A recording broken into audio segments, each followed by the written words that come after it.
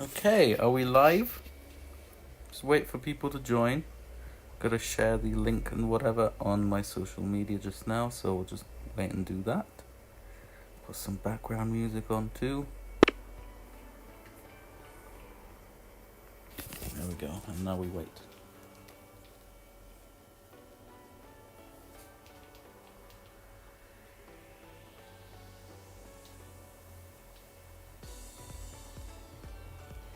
Gonna copy the link, put it on my Instagram and Facebook and Discord.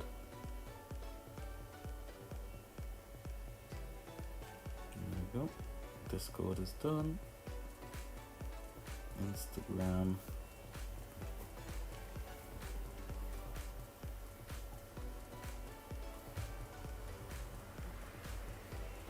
I apologize for background noise. We have the window open because it's really hot. And you might hear some cars going by, and the printer's going on in the background too, and Sora's making a cake.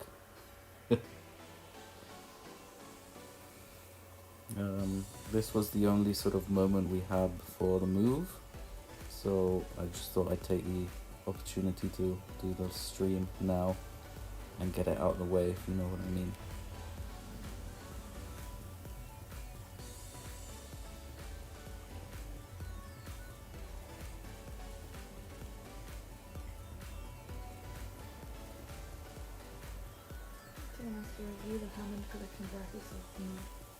I can't afford that at the moment, and I don't know if I'll ever get the Hammond Collection Brachiosaur because I have the previous one and it's big enough to be honest.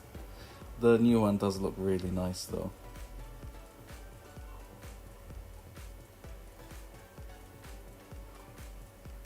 Okay, Instagram is done, now Facebook. Are people joining?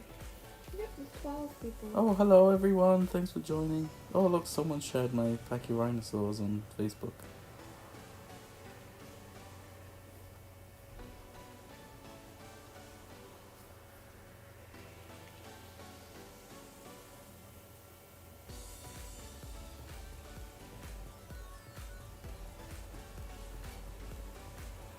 Okay, we'll wait another couple of minutes and then we'll start.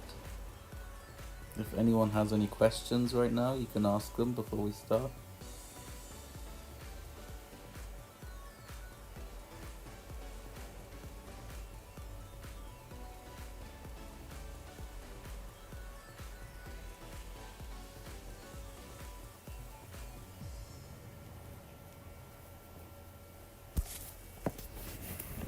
Apologies if you hear some noises from my hands and whatever. The tapping on the screen, because I'm recording from my iPad, using my iPad's microphone, so my finger might cover a microphone at some point and you might hear my Apple Pencil tapping on the screen. There's nothing really much I can do about that, so I apologize for that.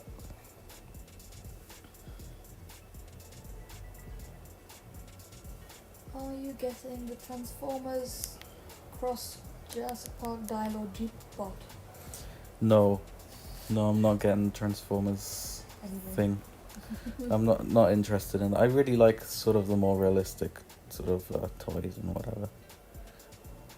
Anyway, so this is what we had at the end of the first stream. This second stream should be the last one of the series, unless I come up with another idea, maybe adding articulation or whatever. But I probably won't do that. This is just a sculpting tutorial. But yeah, this is the end result of the first stream. We got the basic shapes, all the musculature sort of in it. All we have to do now is texture it and put some details in and make this look pretty. So I think we're ready to start, aren't we? Okay, so first thing you want to do is check if you have all of your brushes and details here. Tools, sorry, not details. I made this detail brush here. I said in the previous stream that I wasn't going to use it. But it's pretty much the same brush as this normal brush. but instead of having sort of no tip like that, if you look on the bottom left corner, that thing there is my own sort of brush tip. It's just a bit smaller than the original one. It's that one there. I might include a picture in the link in the description if I remember to do so. If you want to add it to your brushes, all you have to do is tap on the all you have to do to make a new brush tool is click on the brush tool and tap on clone.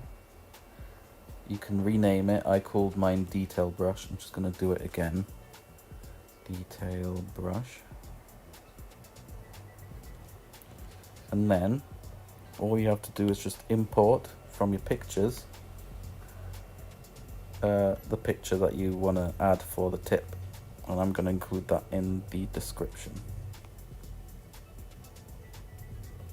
And that's it. So on the left here, if you remember, we have the intensity of the tool and the radius. If you look at the thing there, you can see that the radius goes bigger and smaller.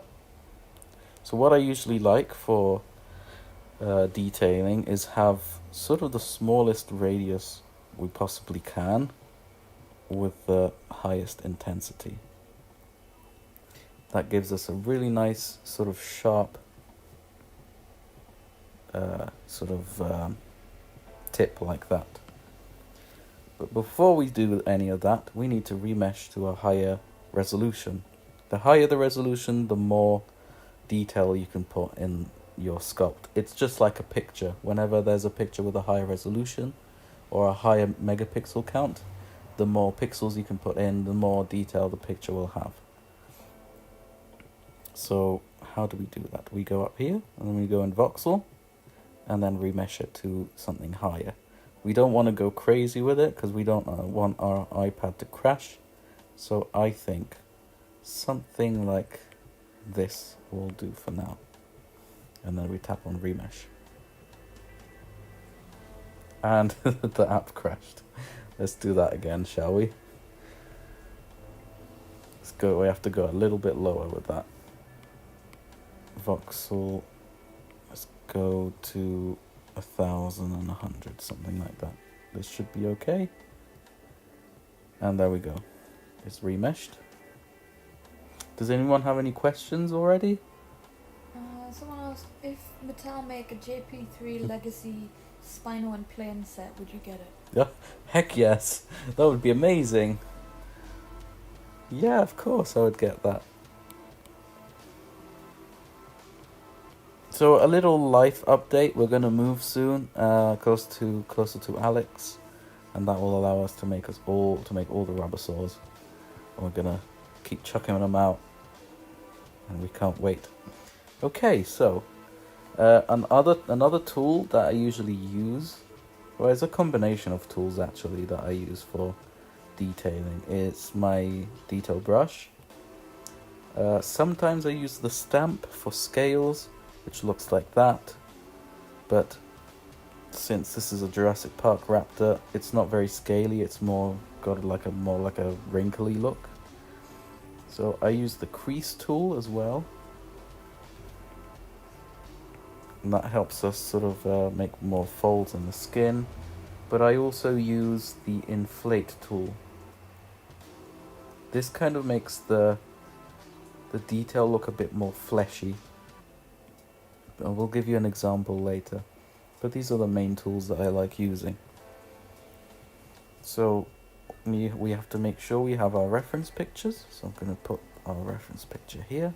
This is a good one because it shows us the sculpt without any paint on it, so we know exactly what the shape looks, what the detail looks like without any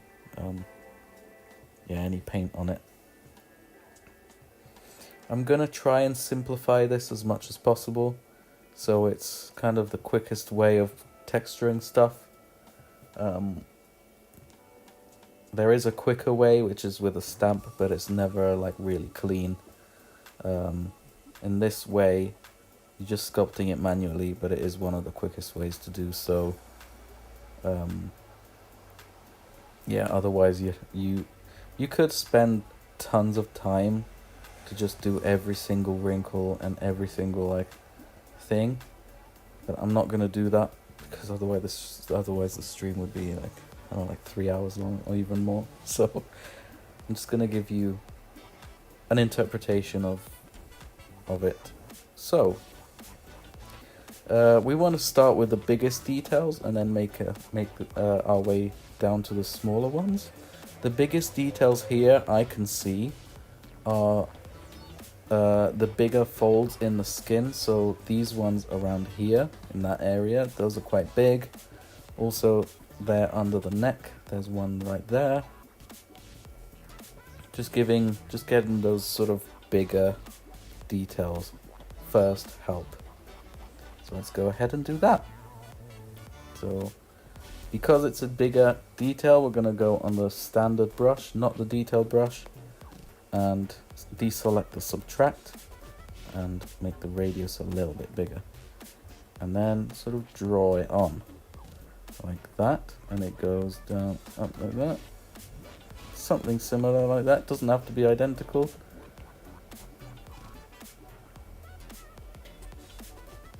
And then you sort of flesh it out a little bit, going over it a few times.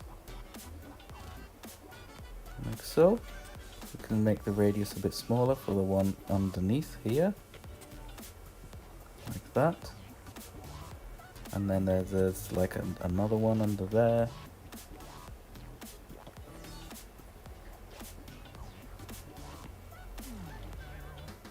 And maybe another one here too.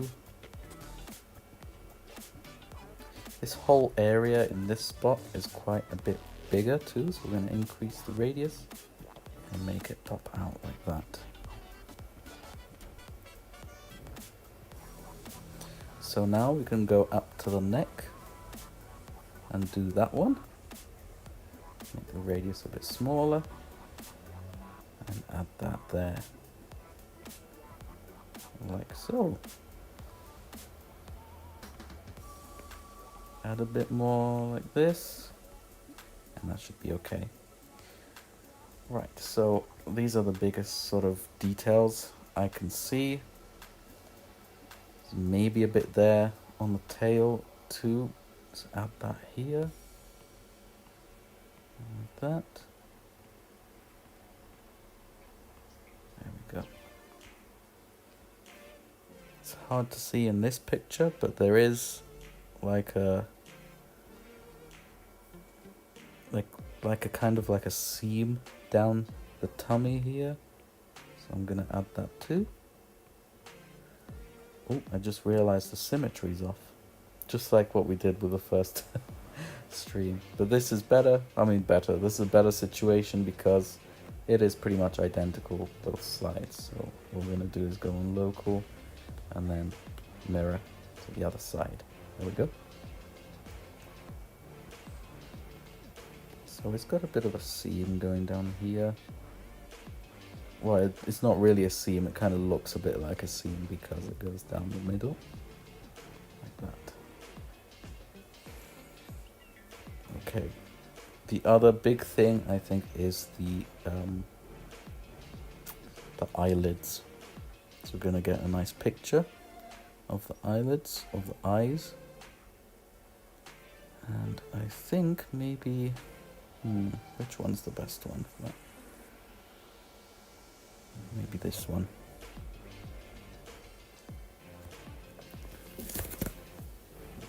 Okay, so what we're gonna do is use the same brush, maybe with a smaller radius, and go over it like this. Yeah, Sola's gonna make some noise right now, just opening the oven.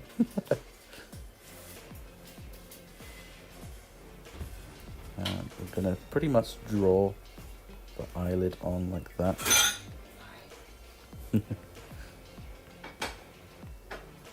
And we're gonna draw the other eyelid underneath. like that. I'm gonna make the radius a bit bigger.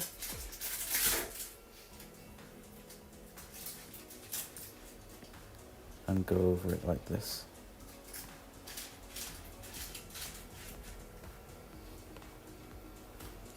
In this case, the crease tool would help. It would make the rest of the like the undercuts a bit more visible. So we're gonna add that there. Like that. There's a bit of a sort of an undercut here too. You want to look at it from the front. We're going to use the reference later on for the front. Just going to do the side bit first. Like that. Okay, and now underneath the eye. If you want, you could use a sphere for the eye and sculpt the eyelids separately. But I kind of like this. I kind of prefer it like this when I'm sculpting something quickly, because it reminds me of sculpting stuff with like physical material. Okay, maybe that goes out a bit too much. We're going to use the flatten tool, which I didn't mention earlier. I did mention it in the previous live stream though. What it does is it flattens the material out a little bit, like that. And as you can see, it doesn't really poke out as much as it did before. I'm going to grab our standard brush and add a bit more up here on the top. I'm going to add a bit more under here too. Up the intensity a bit and add another wrinkle here.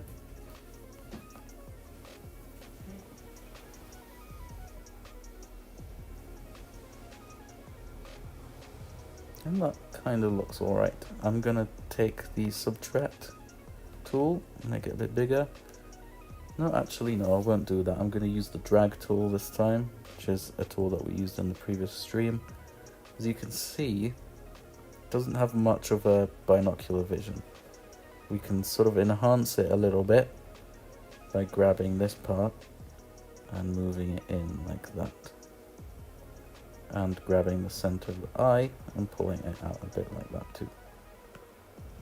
Like so.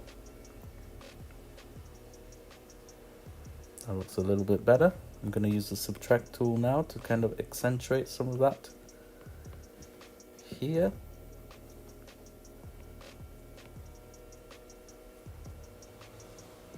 And that should be a bit better. Yes, that works a bit better too. Yeah, there we go. I might open the eyelid a tiny bit more, so it looks like it's going to sleep. Sorry for the tapping. Okay, and we want to accentuate this part of the eyelid too, like this. Okay, I think that looks alright. We can move on, but before we do that, I'm going to save and then remesh.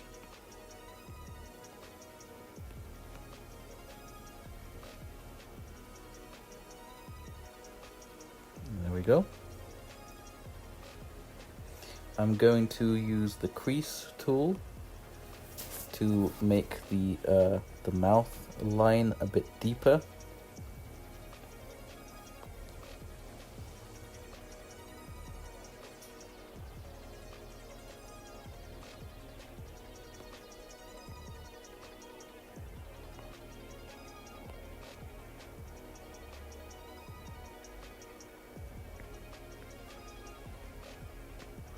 Like that.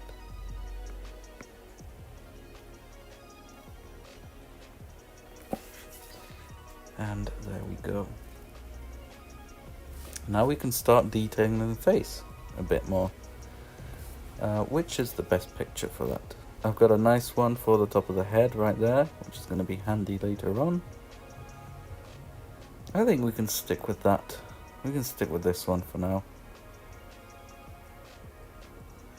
Okay. I would like to remesh this to a higher resolution. Hopefully the iPad won't crash.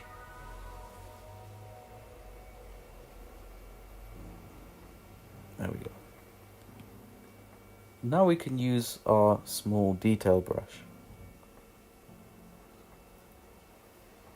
And we're going to pick a spot where we can start. I usually like starting from the lips, because these are like the bigger scales, and we know exactly where they go. They go around the lip. That's a good place to start. So we're going to start from this area here. We want to match the pictures together so we can kind of get an idea of where they go. And then we can sculpt some scales in.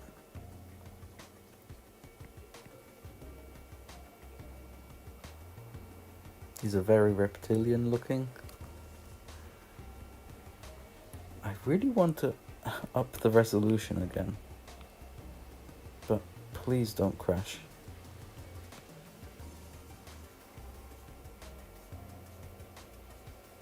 I'm gonna keep doing it until it crashes, just to get, so we can squeeze as much detail on from this just one mesh.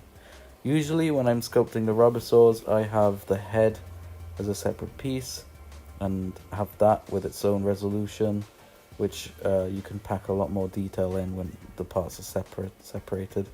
The jaw's separate, the legs separate, and so on. But if it's all one mesh, then you have to put less detail in. It doesn't allow you to put more detail in. You might have to split it anyway. You think so? Maybe, because it might crash. It should be okay. If it does crash, I will split it. But this seems to be a little bit better. Okay, so I'm going to carry on with the lips. Like that. We won't do the front yet because we'll get to that. As you can see, the front, going further towards the front of the snout, the scales get a bit bigger around the lips, then they kind of taper down and get a bit smaller, like this. They got a roundy sort of arch. Oh, it's like more like a pointed arch on the top, like that.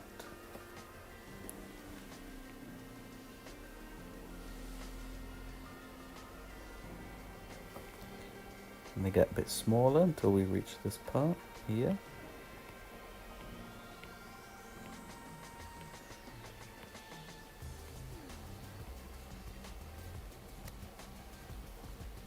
And then they get much bigger when past the eye, behind the eye. They get much wider too, like that.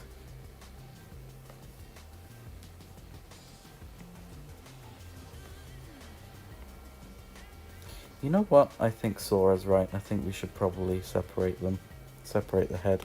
So I really want to put more detail in this. So the way to do that is by grabbing the split tool. You select the lasso tool. And then what I like to do is split them according to the shape of the skull. So if I start here, I go down and follow the shape of the mouth, and then I follow this part here and go on like that. And that's split. Because it's split, it divided the amount of polygons or of triangles, and just that area there was only 226 pixels. So now we can remesh it to a higher number and get more detail in there. And remesh it to about 500. And now we can pack a lot more detail in there. First I'm going to smooth that out because it looks a bit nasty, a bit jagged, and we'll go over it again. Kind of making this up as I go. I've never really taught this to anyone. So, there we go. That's better. Sora's always right. Always listen to her.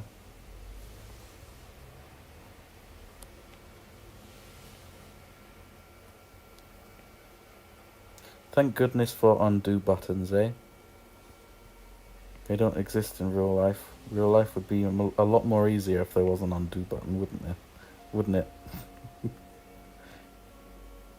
Any questions? We've had quite a few. Hang on.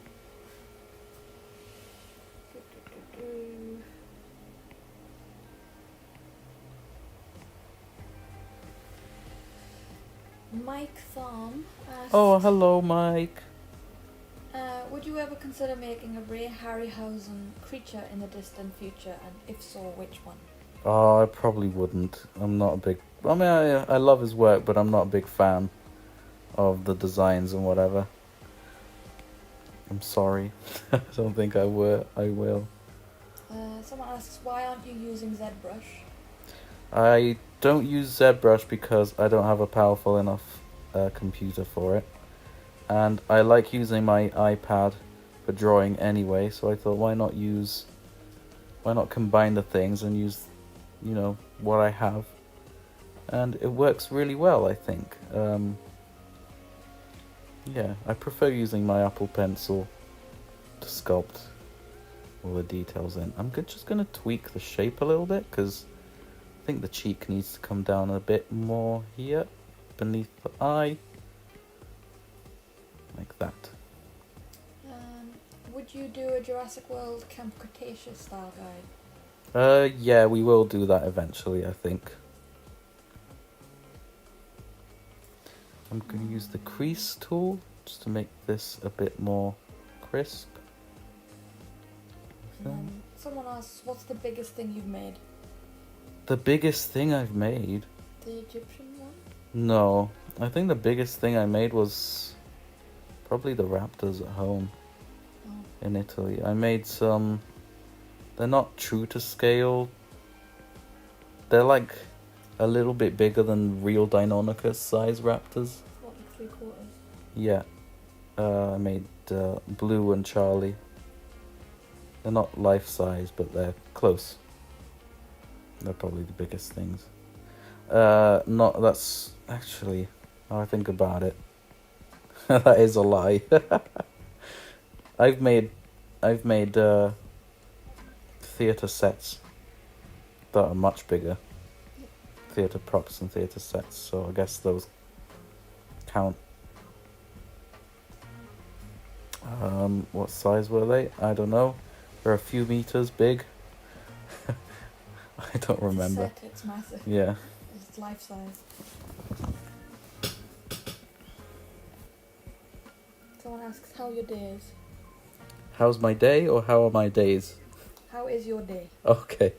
My day's good, thank you very much. What about yours?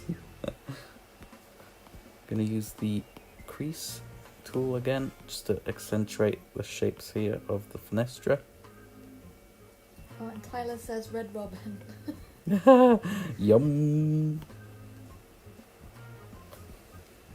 And someone says you should make more of the raptor puppet heads for the others. Oh, yeah. I'd love to do that. You need space for that. Yeah.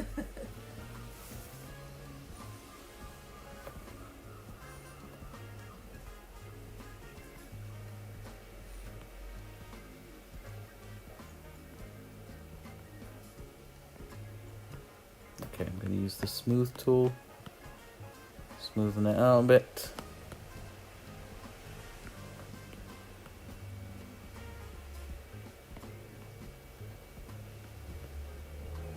There we go, we can carry on now. Excuse the noises in the background. Some really noisy cars. There was one, I was awake at 4 in the morning, there was an idiot driving around with a really noisy car and beeping around.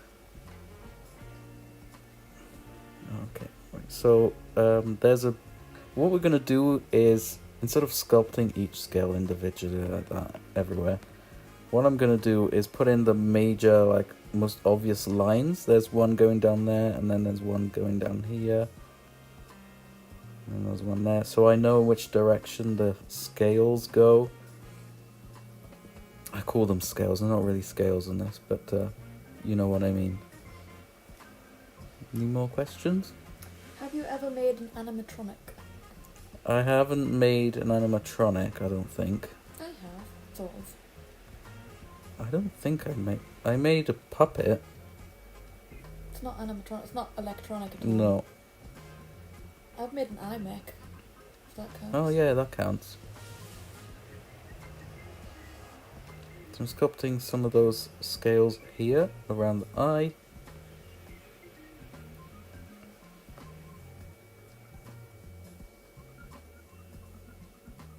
There's a big line here, oops, right there. Kind of fades into that bit. That. This kind of goes up there.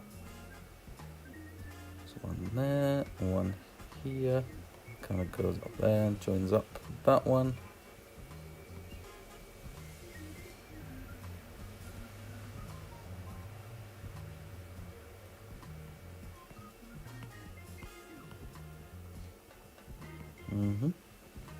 Any more questions? No, Tyler said he woke up to the American national anthem playing full blast on an electric guitar. That sounds so American.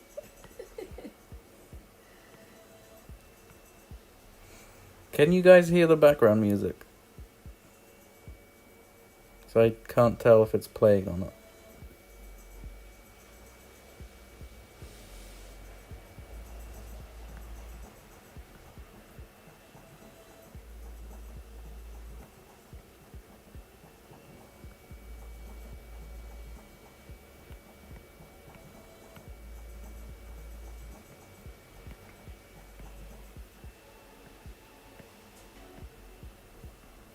Say yes to the music. Yeah, good. Someone asks, what's your favourite food? Oh, Well, you're Italian, so it's gonna be Italian. hey, that doesn't mean anything. That's just racist. No, I'm kidding. Pizza. Calzone. Yeah, his favourite pizza of mine is the calzone. It's the folded one with ham and cheese, mozzarella. It's a fancy pizza pocket. Still gone. Pizza pocket.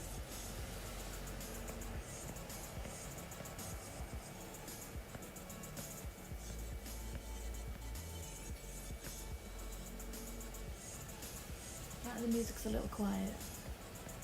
I don't know if I can turn it up, to be honest. Does this change anything? Does it sound louder for you? We'll find out in about 12 seconds.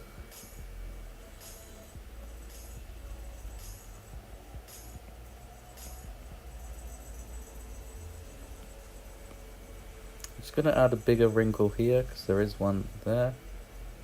I'm not gonna do it identical. I'm just gonna sort of try and replicate it close enough.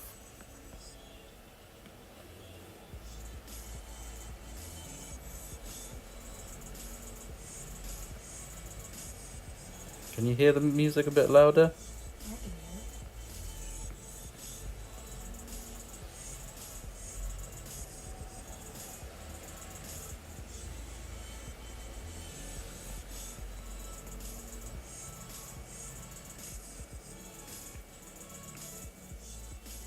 Someone asks, when you first watched Jurassic Park, is that what inspired you to sculpt dinosaurs? Kind of. I don't remember the first time I watched Jurassic Park. I was probably a bit too little. But it was owning the DVDs and watching the behind the scenes and how they made the dinosaurs. That is what got me into doing everything that I do now.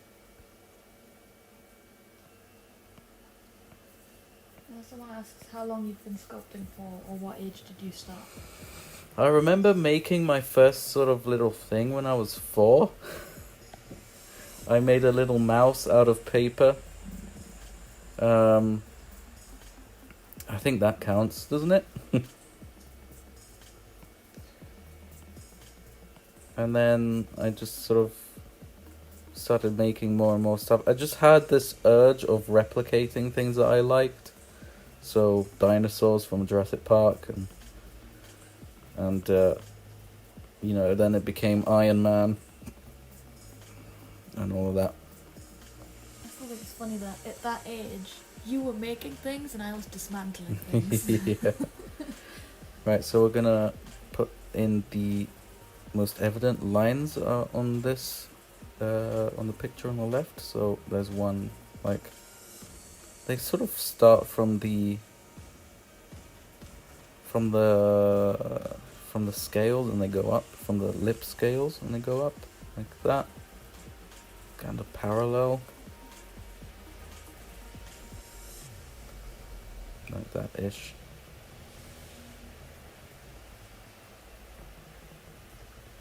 And they kind of move a bit and stuff. I'm really good at describing. And then there's other ones that sort of intersect them and go down like that, which creates the sort of leathery, scaly look.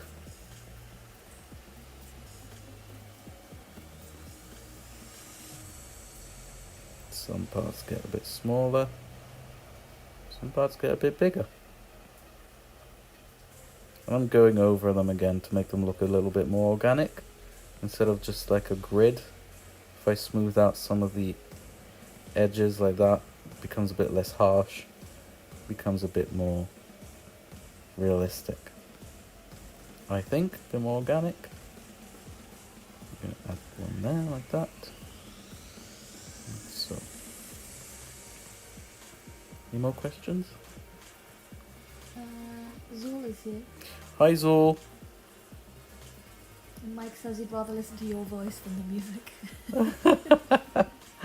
I know, it's so sultry, isn't it?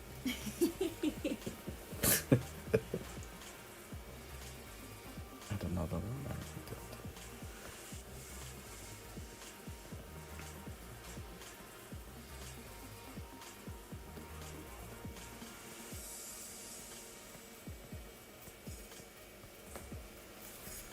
What's the time over there, Zool?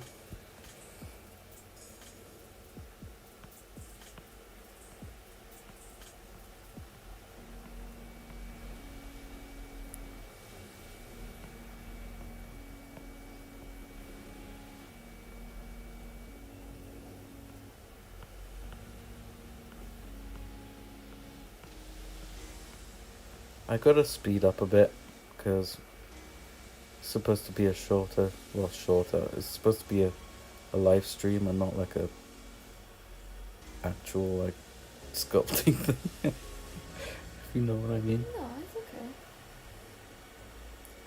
okay. Someone asks, what do you think is easier, Blended or Nomad? Blender or Nomad? Yeah. I don't use Blender, so I go with Nomad. I think it's a little bit more intuitive.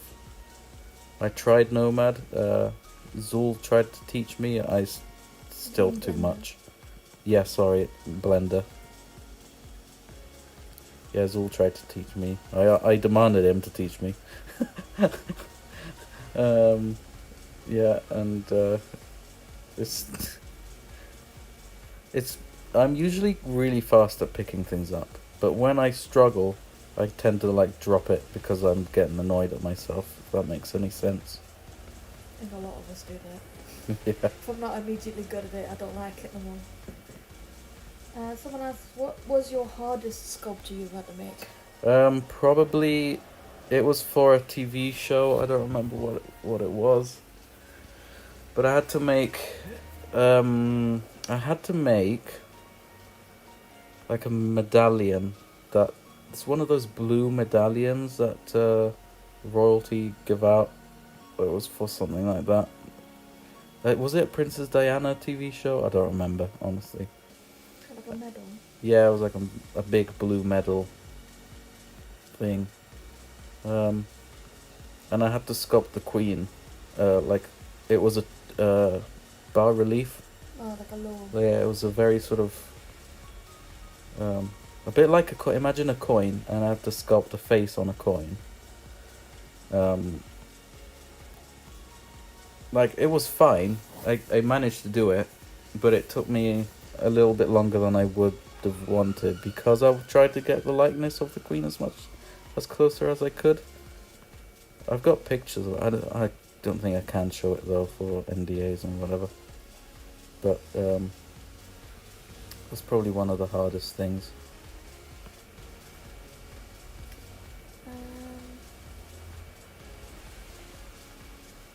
What's your favourite raptor from the franchise? Jurassic Park 3 male Velociraptor. Yeah. Excuse all the noises. Yeah. I'm doing all the lines, and then I'm going to intersect them again with some more lines going in the opposite direction. Zul says, get your butt ready for another session. Oh. Yeah, maybe once we move. We keep saying, oh, when we move we'll do this, or when we move we'll do that. Got so much stuff that we want to do once we move that we'll be too overwhelmed to do them, or we'll never do them in the end. What have we done for the 30th anniversary of Jurassic Park, like a video? I wanted to do a video, but because of moving, it's too much. So what I've been doing is I've been posting daily on Instagram, which is something I don't really do. I post daily a sculpt that I've done from either from the basic figures for now. But once I run out, then I'll post more Jurassic Park sculpts that I've done. And just saying this is the 12th day of blah blah of Jurassic June, or the 11th day or whatever. What day is it today? The 18th? 18th, yeah. Yeah, you get the picture. So that's my little way of celebrating. Considering we can't really do much at the moment.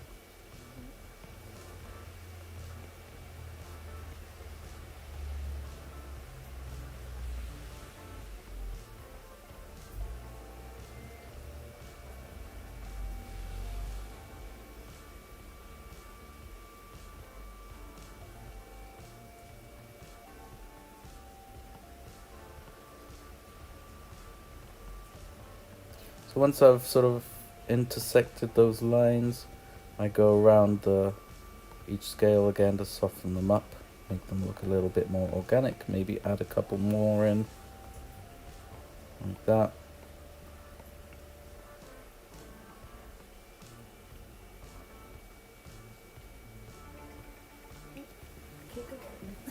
That cake smells lovely.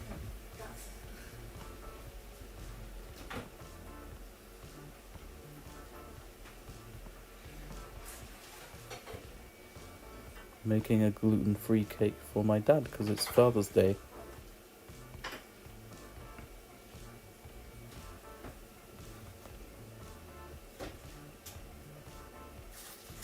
I'm gonna go and see him later.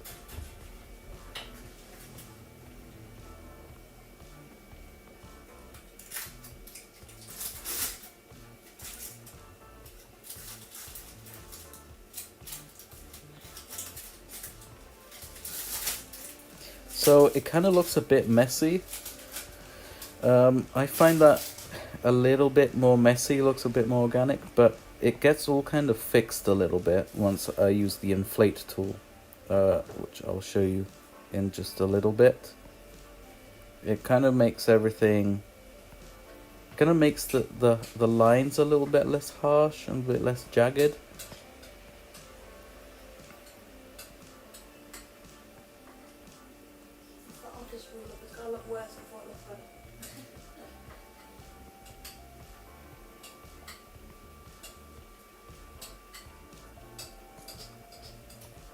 Accentuate some of those lines again.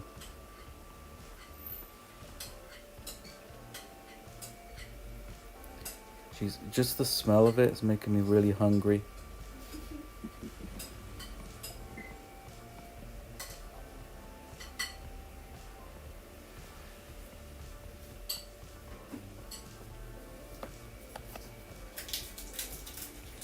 And we can carry on to these scales on the snout. Shouldn't be as high. I'm just going to lower it down a little bit and then make this a bit thicker there.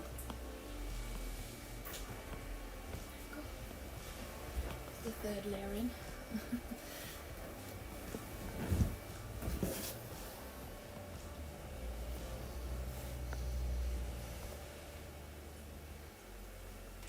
Okay.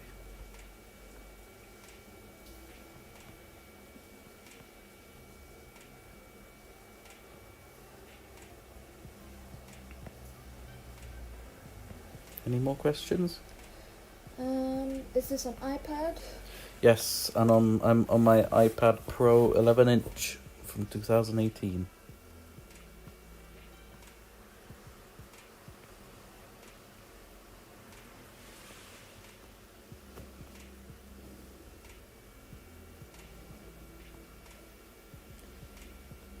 Is Nomad cross-compatible with PC?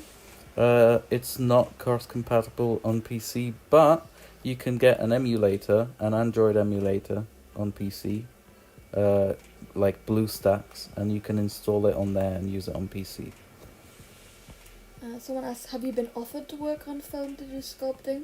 That was our job. Yeah, that was my job, yeah. I used to work on films to sculpt things. If you, for some reason, watched that Cats movie, which I wouldn't want anyone to watch, I did sculpt most of those food items that you see on it in the film, like the lobster, the fish bones, the oysters and scallops and all of that stuff.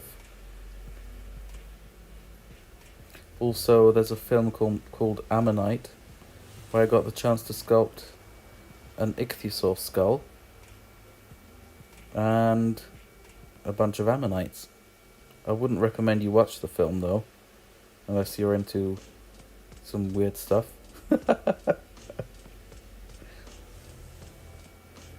Let's say I wouldn't watch that with my parents, let's say that.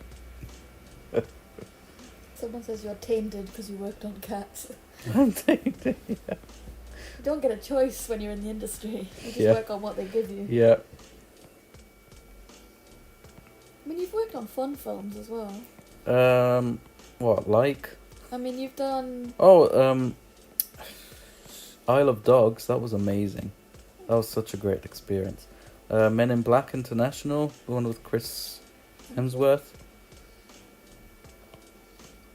You've done bits for Witcher.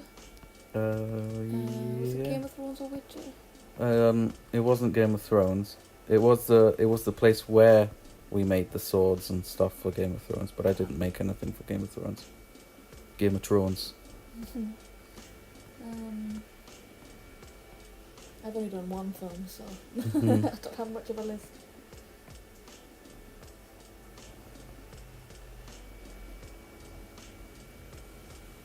Right, guys, are you liking what you're seeing right now? Does this look alright?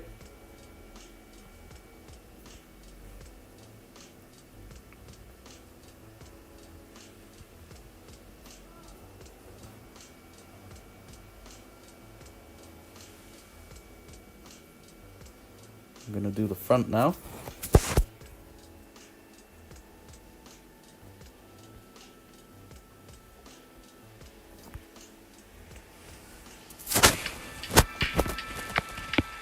So what I'm going to do is going to use the standard brush and bring out the nostrils a bit, like that.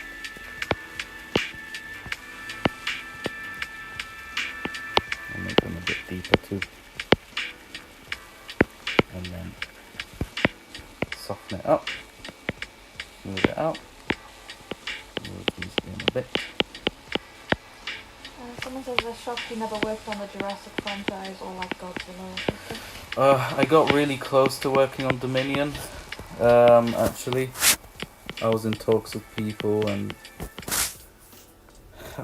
it nearly happened, but then I had a pretty bad mental breakdown, really bad actually, and I have been off film since because of it. So yeah, that's great, isn't it? I almost managed to work on a Jurassic film. Scales go a bit bigger. There's a line that goes down in the middle like this, and the scales get a tiny bit bigger towards the front of the snout like that. And then all of these scales in the front are quite small and a bit random in shape. They're not circular, they're not square, just a bit random really. So we're going to do that here. Also the scales here go a bit more like this, go around the nostrils like this too. I'm going to do that and join these together. Someone says, damn, you could have made the minion slightly better. I don't know about that. I don't think it would have made much difference. Nathaniel was helping on it. And he Nathaniel. didn't make a difference. Nathaniel's a I mean, he did master at what he amazing, does. but He's a master at what he does. doesn't change the writing. No. Okay, now we can get the top view. That one. It's got bigger scales on the top of the head. I'm going to turn symmetry off, maybe. No, maybe not just yet. So these kind of join together here like that. It's hard to tell, the picture's a bit blurry, but it's okay kind of making it up a little bit. If you know what you're doing, obviously.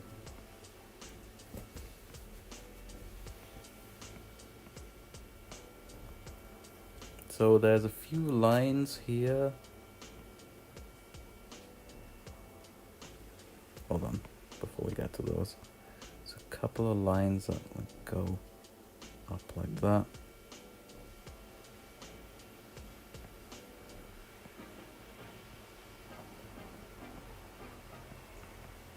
I can turn symmetry off now and do the bigger scales here. Turning symmetry off so the scales don't look identical on the other side. That kind of makes, sort of destroys the illusion of it being an organic creature, a living animal, because symmetry, perfect symmetry doesn't really exist.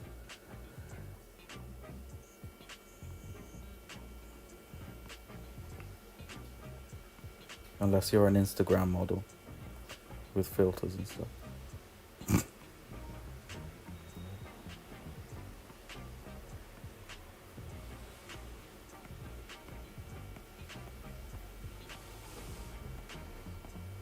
Someone says, I'm going to be a filmmaker someday, and the first person I'll call for designing creatures is you. No. Because you've got talent and you're amazing. Oh, that's sweet. Well, there's much better people out there than me.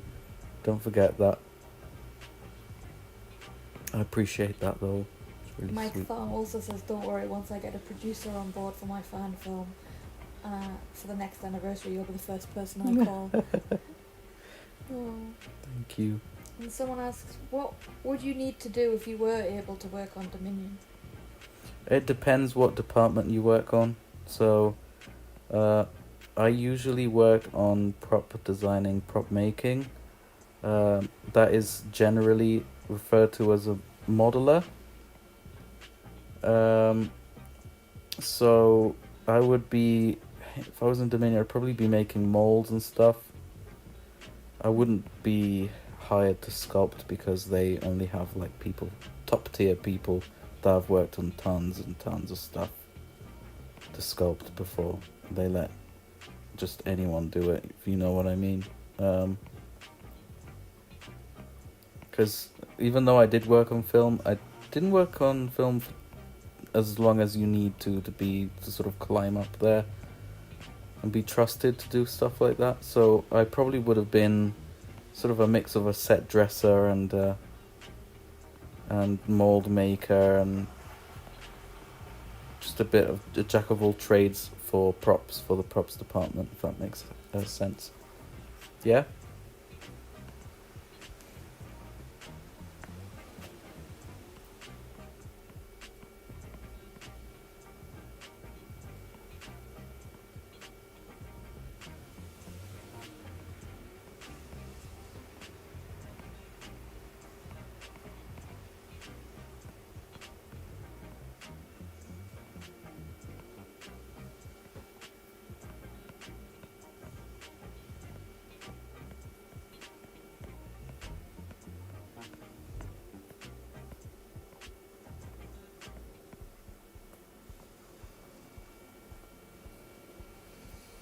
Okay, so this is the top half of the head. I'm gonna show you what I mean when I use the inflate tool. So before we remesh anything, I like to use the inflate tool and go down all the way to intensity 1, up the radius to almost maximum, and then look at this magic. You go over it, it kind of makes the scales a bit more fleshy. Like that. See how it makes it look much nicer? Look at that. It sort of balloons out the scales a bit, but it makes it look squishy and soft. Now, because some of these scales or bits look a bit too perfect, like a bit too smooth, what I usually like to do on like more detailed sculpts is I get the stamp tool with my scales and go over it a bit just to give it some texture like that.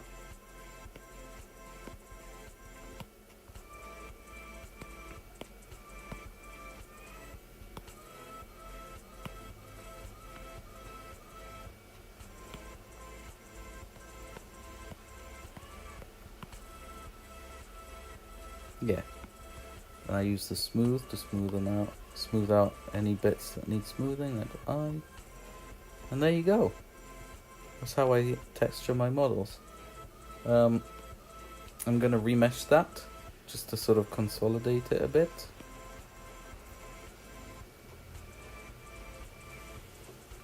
And there you go. This is the final product.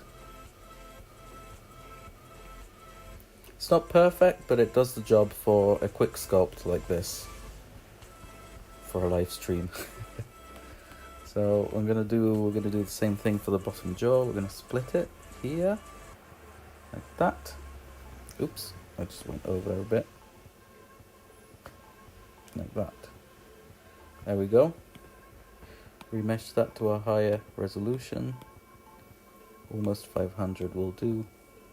And then we'll get a picture of the jaw.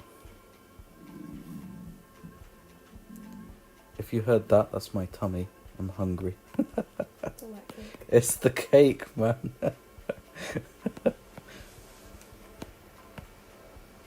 I'm just smoothing it out a bit.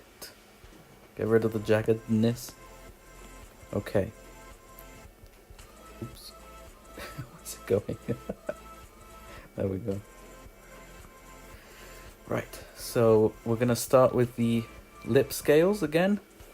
They kind of almost match the ones on top. So that's what we're going to be doing. Like that. Doesn't have to be perfect. Remember, this is a creature, it's not something man-made. Well, it kind of is, though, in Jurassic. But you know what I mean. It's a living animal. So nothing on it is really perfect. And then they get smaller towards the underbit of the eye. Like that. And then they get bigger. They kind of follow a line. Like that. So that's what we're gonna do. So you make it follow a line. You have to mute someone. They being rude. They're swearing. Why are you swearing? Stupid. Why are you swearing on a sculpting video, man? This is a chill sculpting video. Why would you want to swear? There we go. Someone asks, what's your favourite Rex from the Jurassic franchise? Oh, my favourite Rex it's got to be the Buck. It's just cool. I think I really like Rexy. I don't really like calling her Rexy, but I really like her, but she's got too much attention. I think the Buck is the coolest one because of how cool it is. Right. We're gonna add a bit more volume to this part of the lip, like that. All around. Yeah, that looks a bit better. And now, this is pretty much all lines, isn't it? There's not much scaling going on. So, just pick out the biggest lines.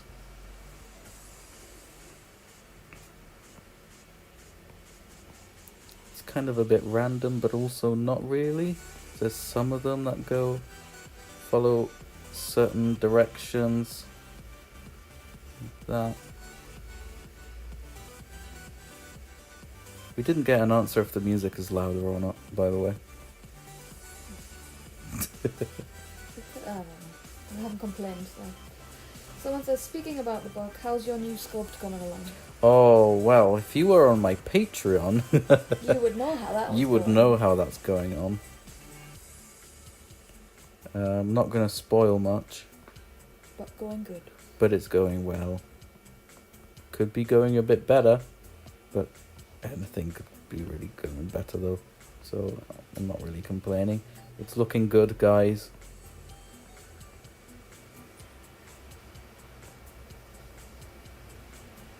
Someone says music's not bad. Okay, good. What's your opinion of the hybrid dinosaurs in Jurassic? I think they're cool. They're done well. Favorite's the Indoraptor. Yeah, that's all I got to say.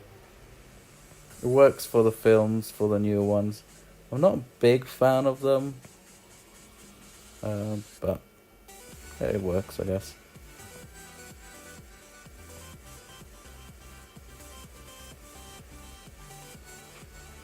Tyler says he's just excited for the packy. The Robosaurus one. Yeah, there's gonna be a Robosaurus Pachycephalosaurus, or how they pronounce it in Prehistoric Planet 2, Pachycephalosaurus.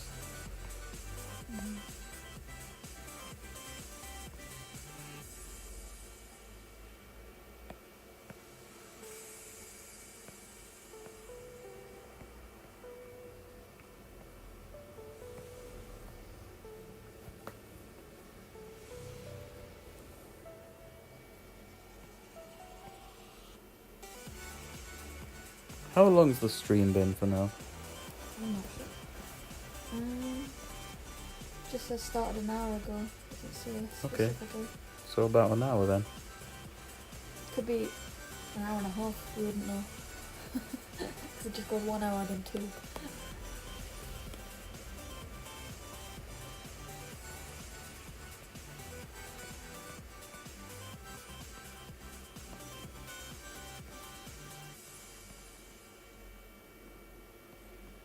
You liking what you're seeing for now, guys? It's not perfect, but I guess it works for the stream. Like, I would put a lot more effort usually in accuracy and where the folds go and whatever. But I think it does the job for sort of a little tutorial thing. What do you think?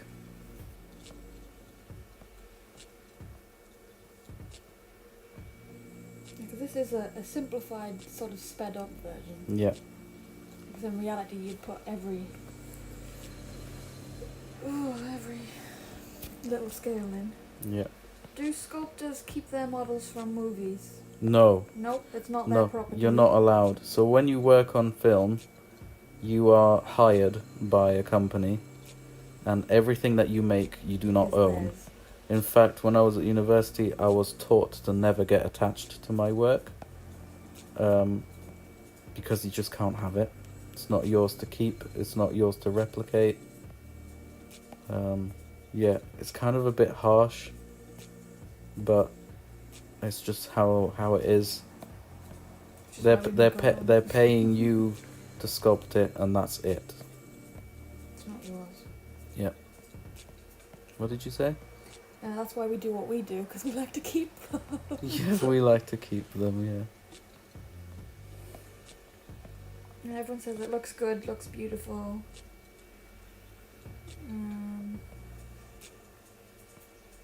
Mike Thorne says he got a notification saying we were live at 4 PM and it's now 5 PM, so it's been Okay. about an hour. Yeah, about an hour. Thank you, Mike. Mike.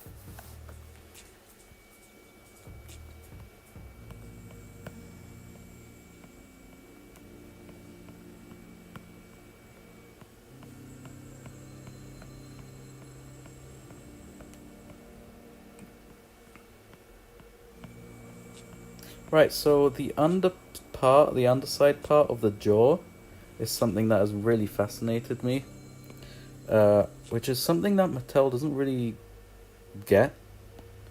In fact, if you look at the Hammond Collection Concavenator and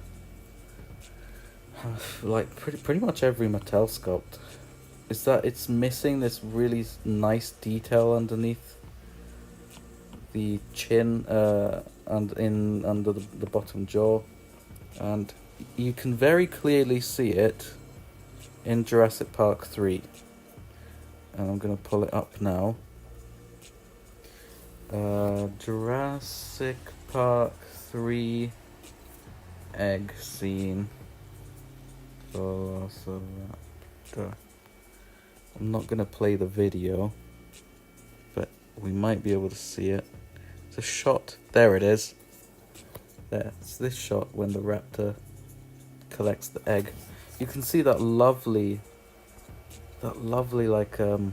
folds under there, and it looks really nice. So I'm gonna turn symmetry off. I'm gonna use the crease tool, and I'm gonna try and kind of replicate that a bit.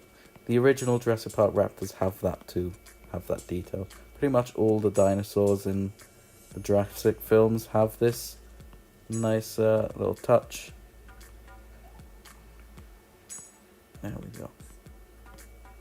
At least that's the only one you can get a clear shot of. Yeah, this is yeah, exactly.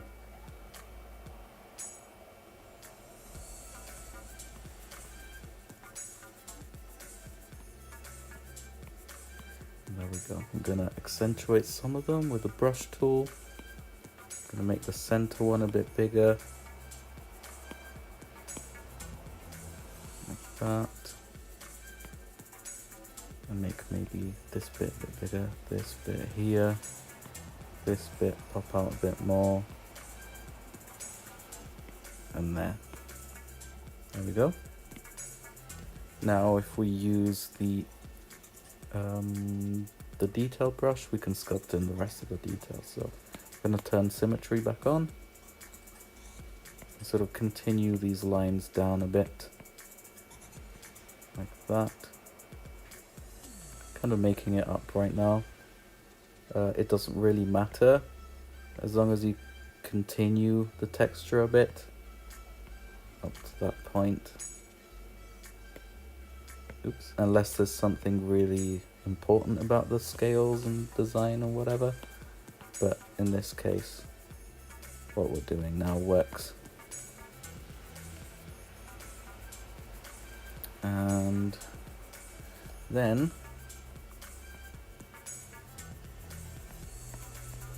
we're gonna do some lines like this. This is a really soft skin, so it wouldn't be scaly. It would be much more wrinkly.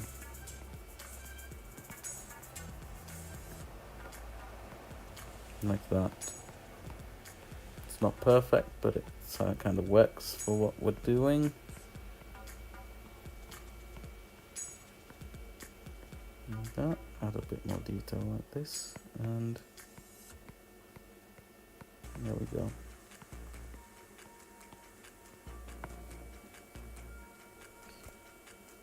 Why is this cut like that? That's strange.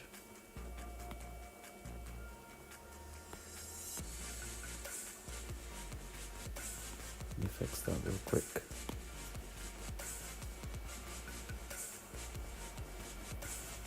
There we go. Oops. There we go. The eyes are a bit funky looking.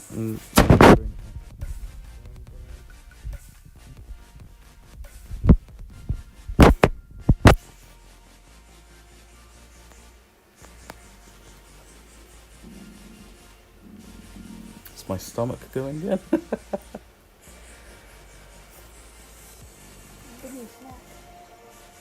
Okay, the eye needs to go in a bit more. Maybe I might need a snack actually. So I'm gonna grab this bit and bring it in a bit more, like that.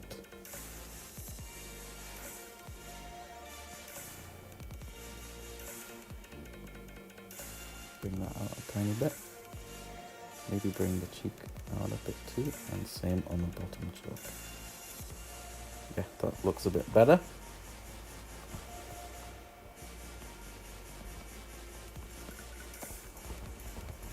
Right, there you go. We're going to remesh the bottom jaw. Oh, actually no, before we do that, we want to use the inflate tool again.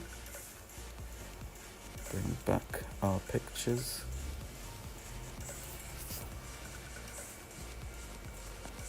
Inflate what we have, like that. And then use the stamp tool again.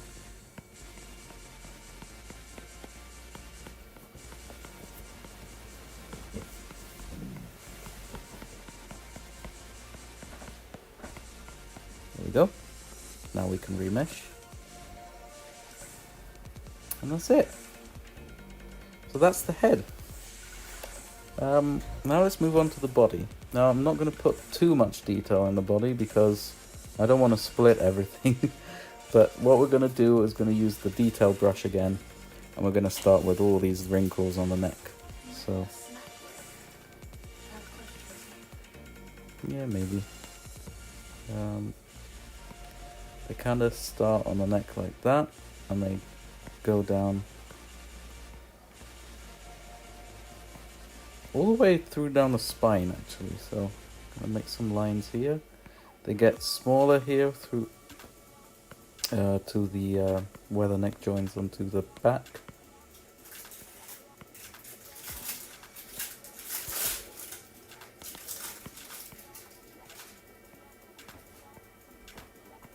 And we'll stop there for now. Once we've done these lines, we can accentuate them a tiny bit just to make them a bit more obvious. Okay, once we got these lines, we can see that they go down a bit like that, and they follow the curvature of the jaw. I'm gonna add another one there. This one kind of goes down a bit like that. And there's another one intersecting. Well, it's not really intersecting, it's sort of added in between the others. This one carries on a bit down. And kind of make it up, but it has to make sense as to where the skin would fold.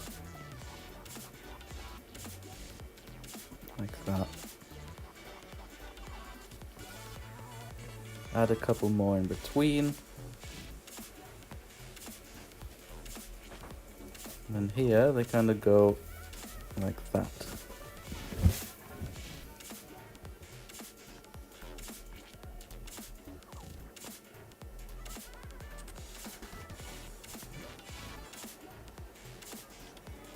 Like so. And we'll just keep doing it until we reach the shoulders, the shoulder area. Here.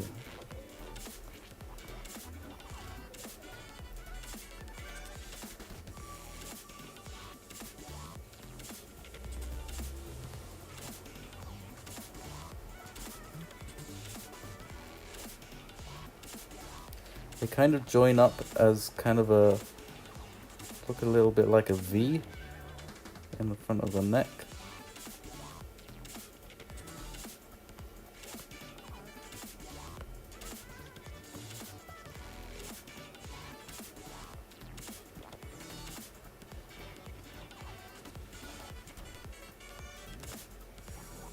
So one trick, or tip I should say, about the skin detail and the wrinkles in the skin is that wherever the animal moves the most, so in the joints and stuff, like maybe around here, around behind the jaw, because the jaw opens and closes, and here at the base of the neck, the wrinkles in the skin get deeper.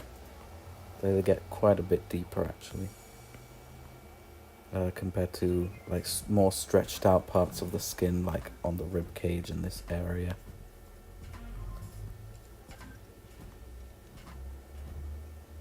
Okay, so once we've done this, kind of add a little bit more here on the neck with a bit less pressure on the tip.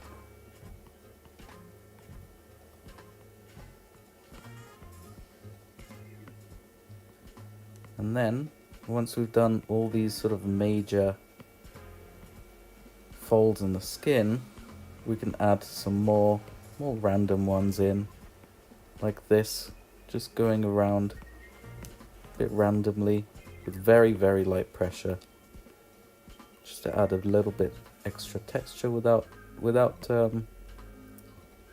it looking too weird.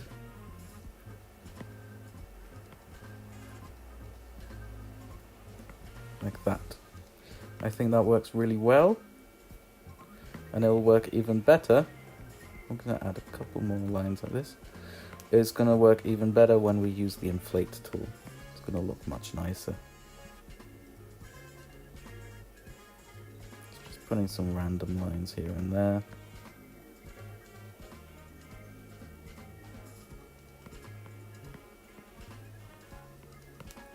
Make these lines a little bit deeper, like that. And we're pretty much using the same approach for all of the body, with some exceptions on the feet where the scoots are, and on the hands. Just to give you a quick example or idea of what it will look like when we use the inflate tool.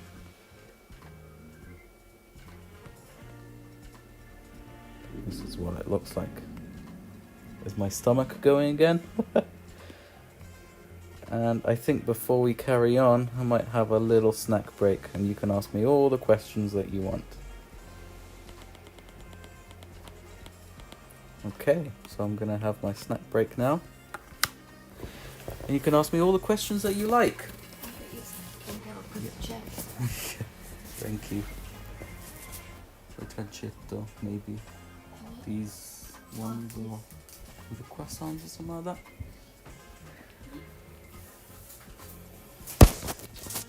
Ask away, ask away.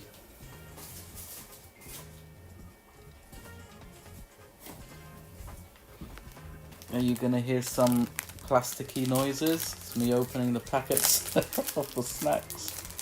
You can lift it away from the No, I want them to suffer. mic. Tummy ASMR. Right, can you hear my stomach?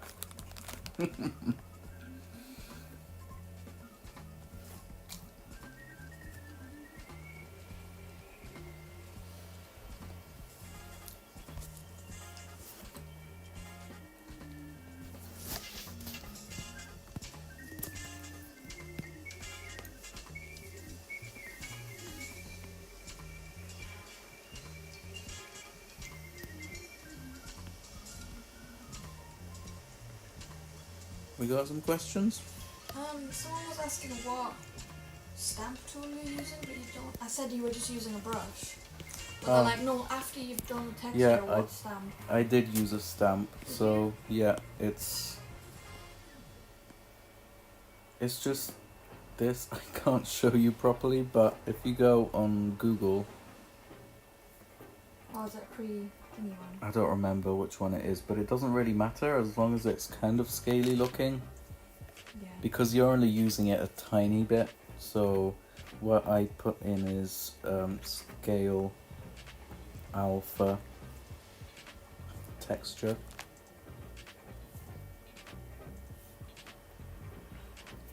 So this one works fine, or this one's even better probably. So what you do is you save whatever picture you want, and then you go on your stamp tool, you tap on this part here, you tap on import, go on photos, and you import the picture you want, and there you go. Now you can use it as a stamp. So if I go on the head again and use that stamp, there we go. It's just enough to give some texture, some more texture.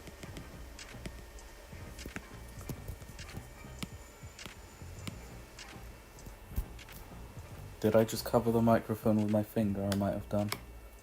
Sorry. Tyler says JPod rematch? JPod. I'd love to. Maybe if we have a proper stream and race that way. Mm-hmm. Try and do it really quick. Yeah, I'd be up for that. Mike Thorne asks if we've ever been to Manchester yet. Why Manchester? Why yet? Why yet? Why Manchester? We've never been to Manchester.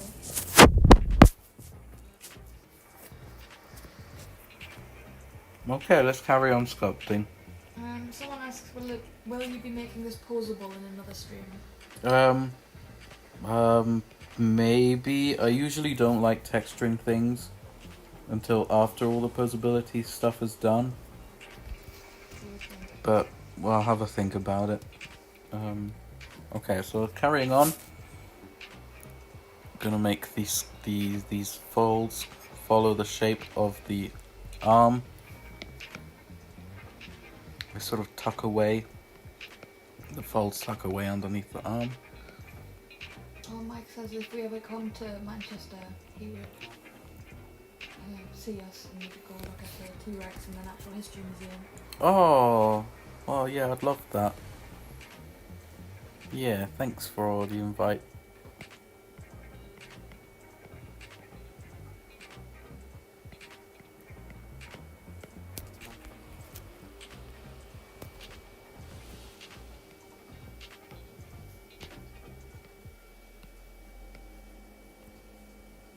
So the folds here follow the shape of the shoulder and of the arms, like that.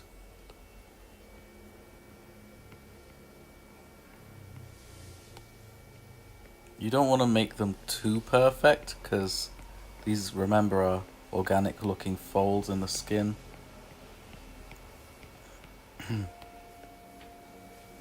Like that.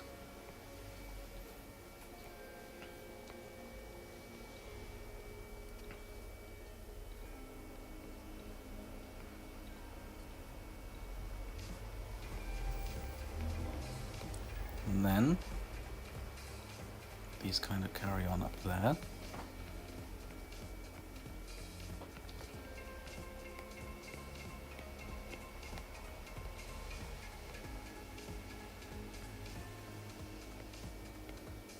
We're adding a bit more random lines in there.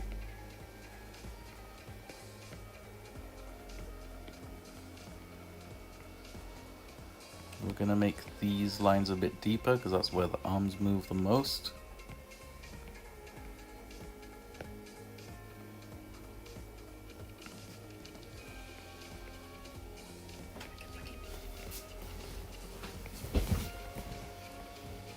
And we'll add a couple more lines here too.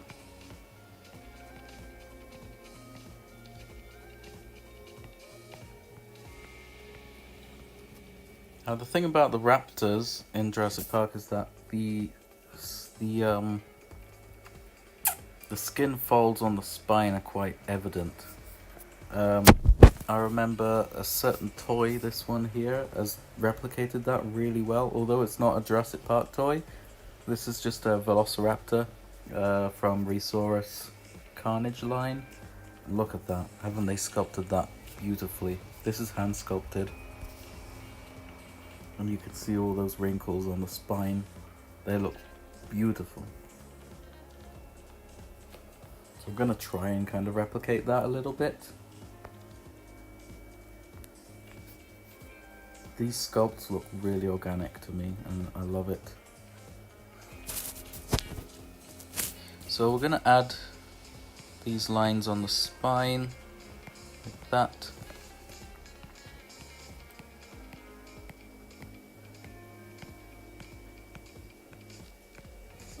If you've been to the Natural History Museum in London.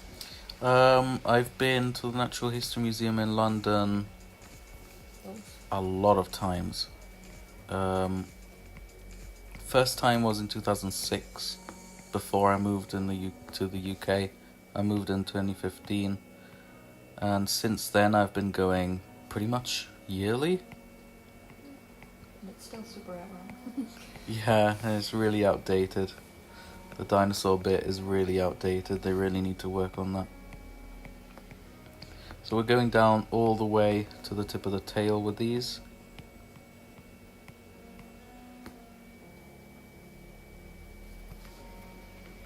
kind of get a bit softer towards the end and a bit more random and a bit more closer together. There we go. So as a rule of thumb with Jurassic Park carnivores, these folds on the spine sort of follow certain directions here. They usually go towards the front, and then when we reach the hip they kind of straighten out a bit and then they point towards the back like this. And that's because of the thigh, the hip and the thigh region. So once we've added these lines, it gives us a guideline as to where to put the rest of the lines, the folds in the skin on the sculpt. You can see there's mainly two directions that these lines go, and the first direction is this one that kind of carries on from the folds on the spine like this. Apologies for the tapping on the screen noises. Kind of follows the hip shape a bit here, the top of the leg, like so. And they sort of like curving towards the bottom of or towards the belly, like that, till they reach the arm. And these folds are like the ones, kind of like the ones that carry on to the arm a bit, like that.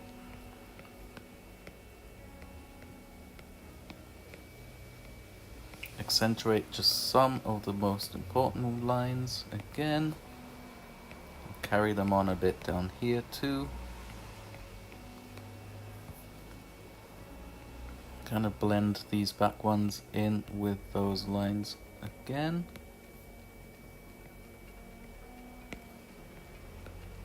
Like that. And then once we've done these in this direction, then we can add the ones from the arm here that go like that go in this direction. We want to do them all in kind of random pressure, just to sell the organicness of it. Is organicness a word? Well, it is now.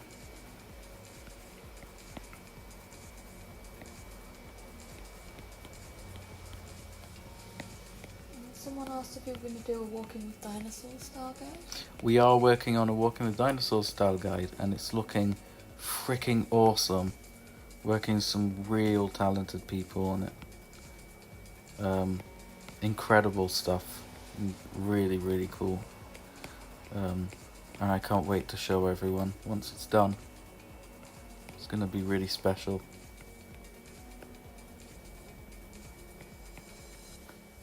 Once we've added these lines in, you can add a couple more random ones in like this.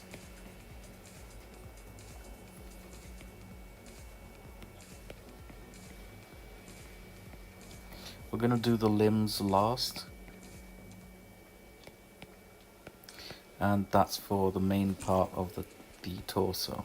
These are a bit too deep. Maybe we can fill them up a bit with the fill tool. It's actually the flatten tool, but with the fill set selection right there. We want to make this smaller and fill it in a bit like this. I just pressed a bit too hard, which is why they were too deep.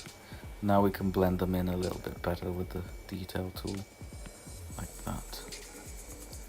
Okay, for the underside, don't really have much reference for this one, but we can go about this logically. So the skin would fold around this area,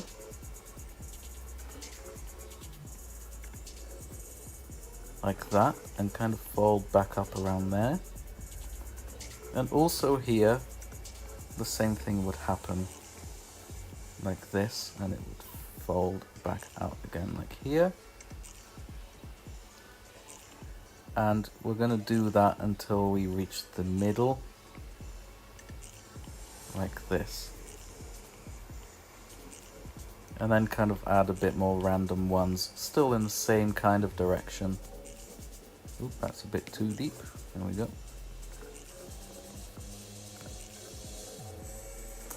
We want to continue the V a bit from the neck, going down like this a bit. And then we're going to add another one in the opposite direction, like this.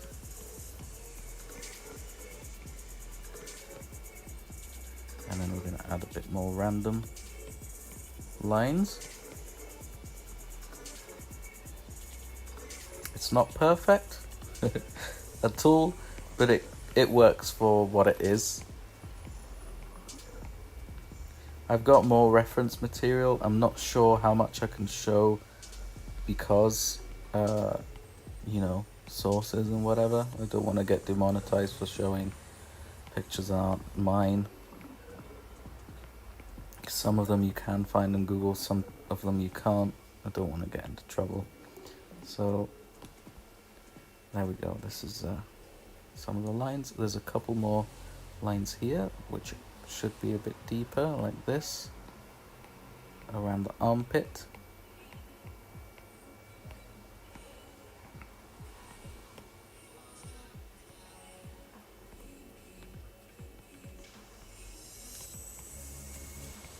Just fixing a couple more lines there, and that should be okay.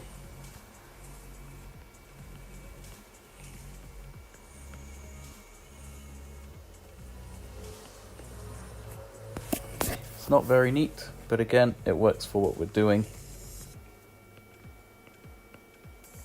And let's move on to the legs. So, the legs are pretty simple. These are the main lines that appear on the leg. Kind of go like that. They kind of arch up like this. Excuse me. We want to make them a bit random too. Like that.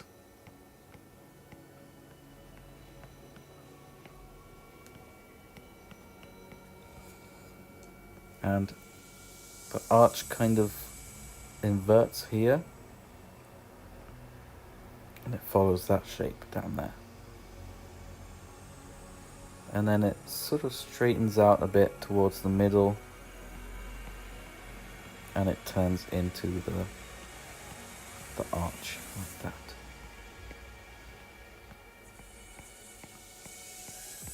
Carry it round like this towards the front of the thigh. And on the back here. Usually the texture on the back of the thigh is a bit more, it's got more wrinkles in it because of how much softer the skin is here. So we're adding a few more lines in like that. And then the deeper ones are usually in this area of the thigh. Like that. And if we look at the top of the hip, these lines kind of go like this and start sort of merging into the rest of the legs.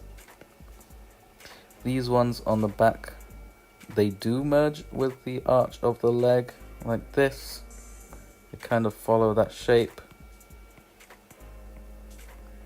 But for these ones, these are going to be the start of the ones that go in the opposite direction. Oh my god. What? Someone just donated $50. What? $49.99. Thanks for Sculpting series. It's the reason I got Nomad. So thank you, Marco and Sora. This is Toradora from Discord. Oh my goodness, you really didn't have to do that. That was way too much. That's way too generous. Appreciate it, but man, that's way too much. There's no need to donate that much. That's so sweet of you. Bless your heart. That's amazing. Thank you. Thanks so much. I'm just shocked. I know. The biggest donation yet. Yeah, you are a record holder right now.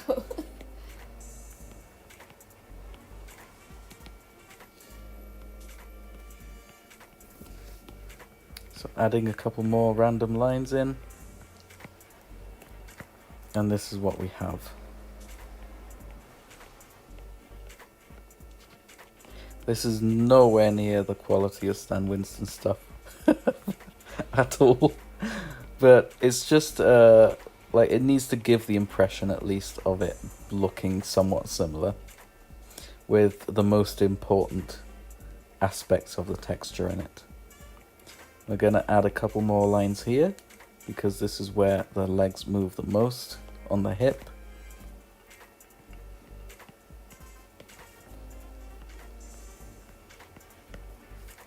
What was their name again? It's the username Toradora. Toradora. Thanks so much, man. Thank you. They gotta go now, but... Oh, they gotta go too. But they're Oh, gonna no. continue to watch it after because they're using the Sculpt. Okay, right. So yeah, this live stream will be available to watch as a video once it's done, just like the other stream. Thanks so much again. So generous. So we're gonna leave this the leg like this for now because we're gonna carry on onto the tail. Then once we've done the tail, we can focus on the limbs properly. So the thing about the tail, can't really see it very well there, is that it's got two main sort of lines of wrinkles. There's these ones that continue from the spine and go out a bit like this towards the tip. They arch a little bit, following the musculature right there. And then the further out you go towards the tip of the tail, they kind of straighten out a bit and go more vertical, like this.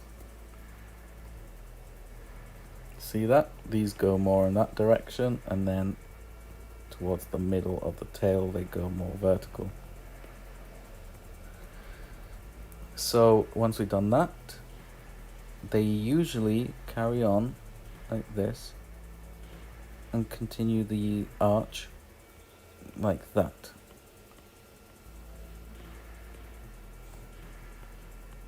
And the same thing happens here. They slowly start turning into a more vertical direction, like this.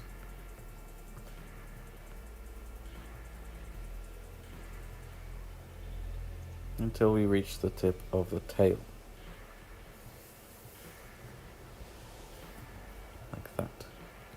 Then, under here, they kind of join again. Oops. Like this.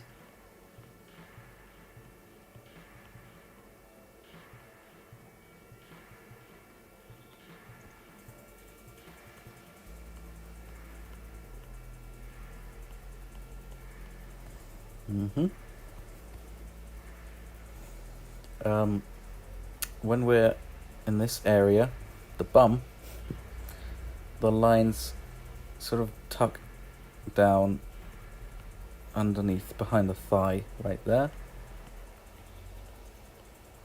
And these carry on like that. And they kind of go a bit random here. There are some bigger folds in the skin right here, because that's where the leg moves the most. And then you can add a bit more texture like this. These lines on the leg, on the thigh, should go a bit more like that. And join the deeper lines on the bum like that. Okay, so this is the main ones going in one direction. Now the other ones, as you can see there, kind of follow, they kind of go in the opposite direction. So you do that. And sort of, they kind of look like rays, rays of sun going in this direction. Or more like a spider web, actually, I should say. They kind of spread out like this. Sorry, that was my stomach again.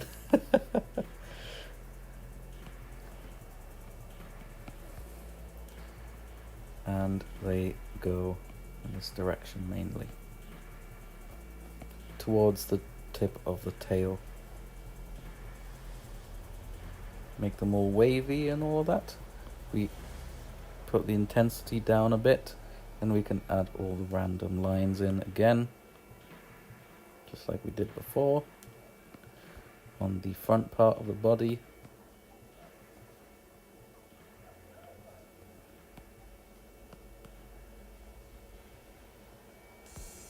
Make the underside of the tummy and of the tail a bit more like this, because it's softer skin.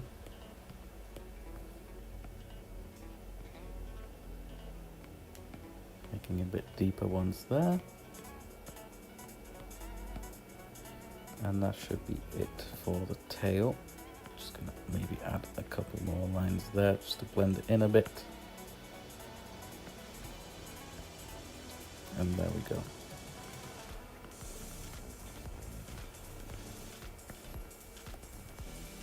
So that's pretty much all of the body, with the exception of the limbs. We're not going to use the inflate tool just yet. We want to do that once all of it is done. And let's start with the arms. So we're going to carry on some of these lines going like this. Once we reach the elbow, they go like this, and they tuck down here in the front part of the soft part of the elbow right there. Gonna carry these lines on like this, and they kind of spread out following these lines that we did earlier. And then they tuck under there, under the armpit. Same thing here. These lines go under there, and they tuck under the armpit like that. The elbow is one of the parts of the arm that moves the most, so these folds are going to be a bit deeper, like so.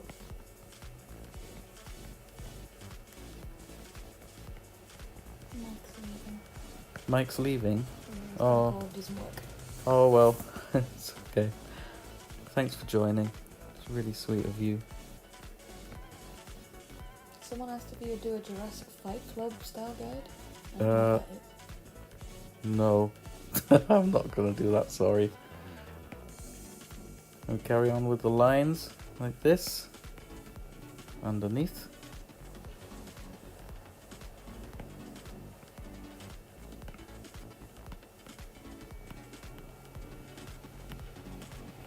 Again, on the elbow, the line should be a lot deeper, like that. Following the direction. There we go. And these kind of go down like this.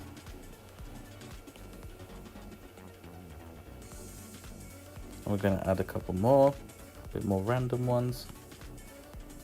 Gonna fix that thigh a bit there. We'll get back to that. Yeah, add a bit more line, a few more lines there. And then we're going to add the ones in the opposite direction that kind of make their way down the arm like this. It's not really that many of those. Oh, hello. Hello, She-Wolf. Congratulations on your award at New Blades. Deserve it.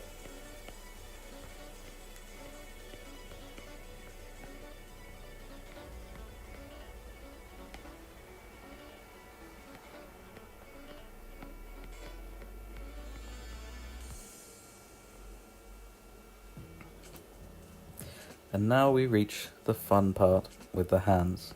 So the top part of the hands have more like a big scaly thing going on right there. Let me grab a picture so you know what I'm talking about. There we go. Got bigger scales up on the top of the wrist. Like that. And the scoots, let's start with this finger. They start and they go horizontally like this. So we're going to do the same kind of lines that we did on the top of the spine. I'm not going to do them too detailed because it is a quickish sculpt, a quickish stream. There we go. So what we want to do is do that on all the fingers. Thank goodness for the symmetry tool, eh?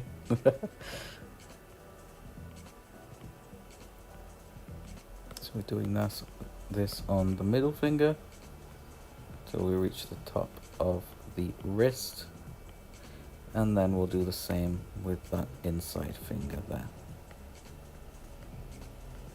They're usually quite regularly spaced.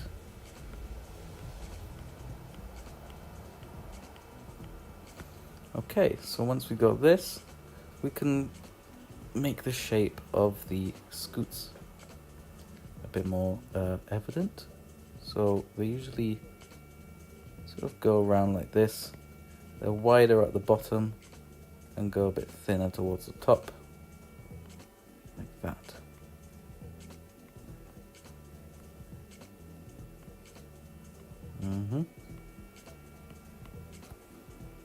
And we're going to do that on all the fingers, on all the sides. So that's one side of one finger, and the other side we're going to do the same, kind of the same thing but mirrored. So it looks like that. They look like what's the word? I can only think of it in Italian. Trapeze? Is that how it is in English? Trapeze? Yeah. Is that a word? Yeah. Is in a shape? Yes. Yeah. Trapezium? Yeah.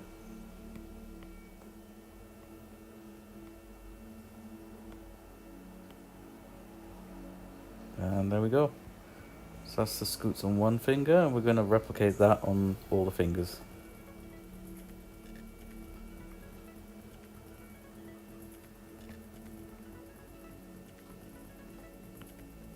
Not putting too much effort into this again because it's just to give you an idea of how to make a quick sculpt. Nothing too seriously detailed, just to give you the bare bones. Then it's up to you to make them more detailed and refine everything.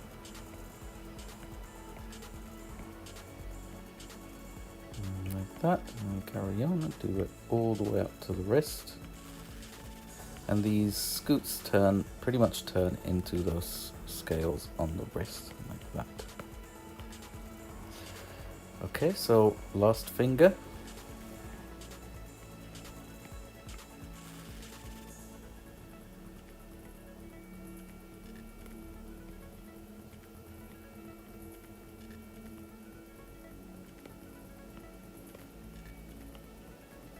Like that, and then this side.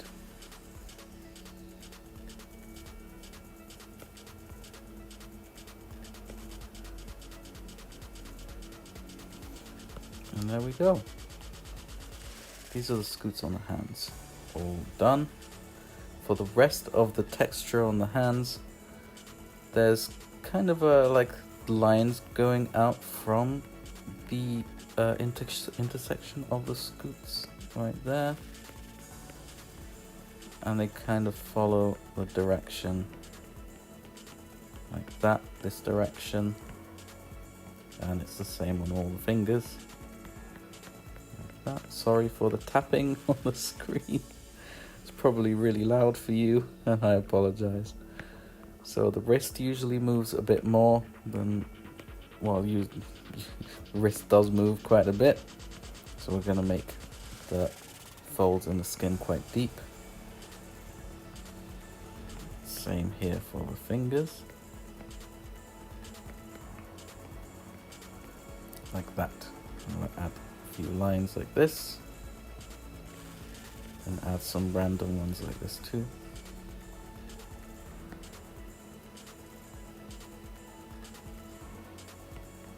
And that should be good enough for that side. Just turn it around and do this side now. I'm going to replicate that same thing, put all the lines that start from the intersection of the scoots. Yeah, of the scoots, and then go all the way down, or up I should say, and then do some more lines here like so. Put some deeper lines in the fingers where they bend, and add a few more random lines like this. Now for the nails, for the claws, I usually just do a line like this that separates the skin from the claw. If I really wanted to add more detail, I would go in closer and add a few lines like this.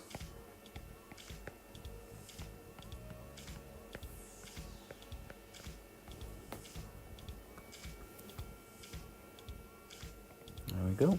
That should be good enough for a quick sculpt of the hands. So this is what we have. Now let's do the legs. Let's find a picture of the legs. This one will do for the calf. So we need to tweak the shape a little bit. Make this a bit rounder, a bit less pointed. Like that. Grab the crease tool and add a couple more muscles right there. Like that. Soften it up a bit. And now we can add details. So, remember these arches that we did here? We're gonna make them continue around like this. And they kind of invert underneath the knee, like that. We wanna carry them on till they kind of go straight again, and then invert again on the knee, like that. And then they join up like this. Then on the shin, they kind of go quite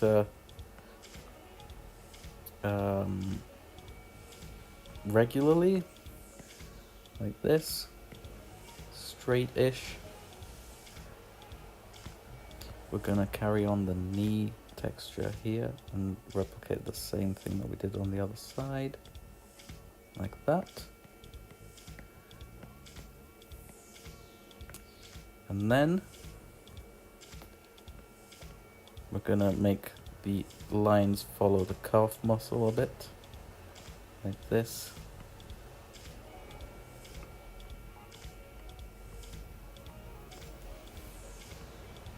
And then they kind of invert again, just so it gives the calf muscle more definition, as if it's bulging out like that.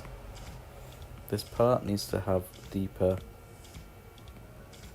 folds in the skin because it moves a lot, which is the reason why the lines are a bit deeper here in the knee.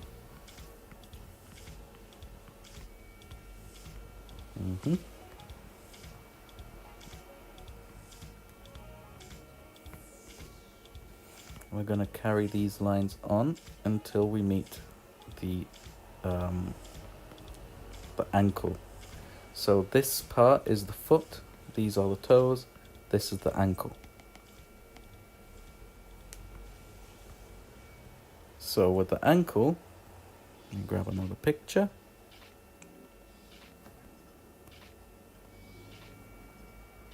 It's a very similar thing as with the knees. So there's lines going like this, sort of spreading out a bit, and they carry on.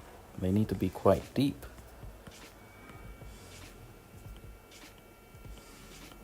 It's a well-used part of the legs, and then we carry these lines on around like this. Same thing goes for the inside of the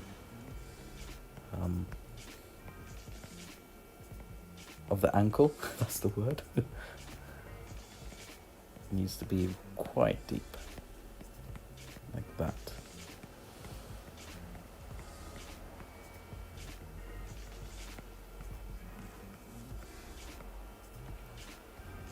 Okay, so that's mainly the main shapes, wrinkles on the leg. Then we'll add a couple more like this with less pressure, just to add a bit more variation.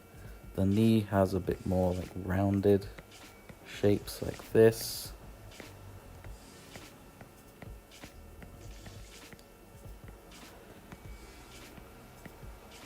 And then we'll add more random ones like this.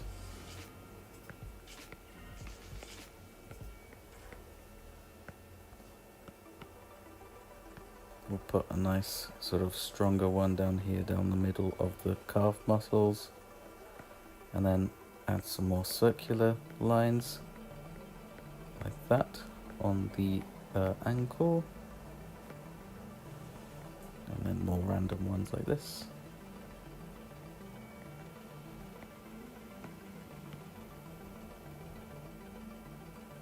Okay, now we can do the scoots on the feet. They're pretty much the same thing as with the hands. I'm just gonna do these lines around the claws first, just so we know where to start and end the scoots. Like so.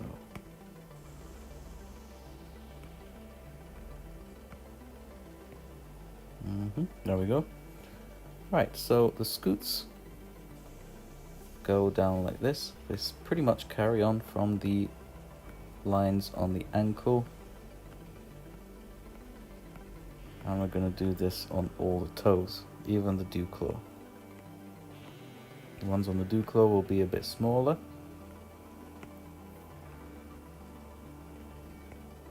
But we'll get to that.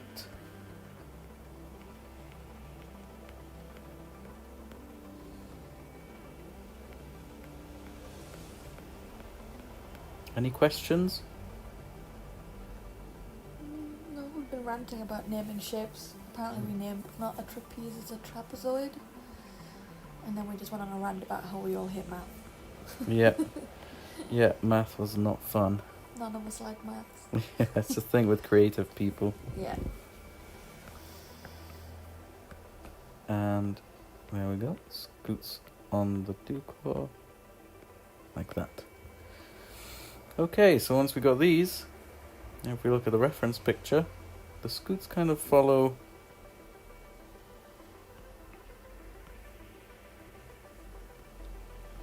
this kind of shape.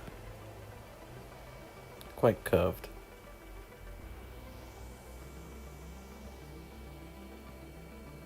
So the music stopped. I think so.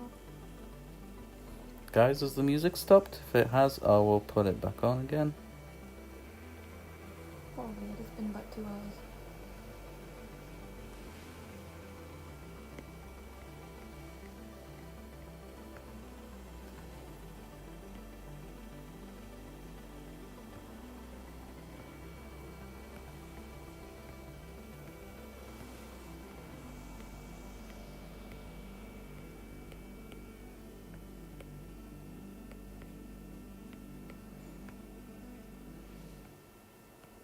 Music's still playing, it's just quiet, Is it?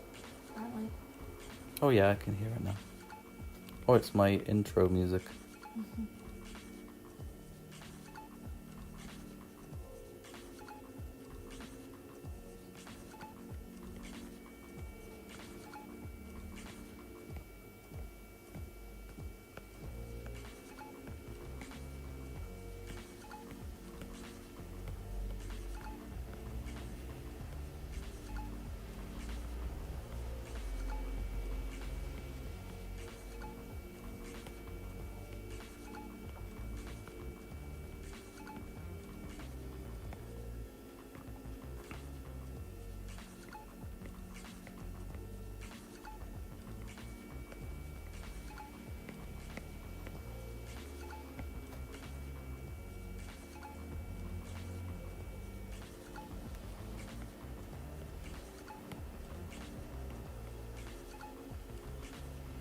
No questions then?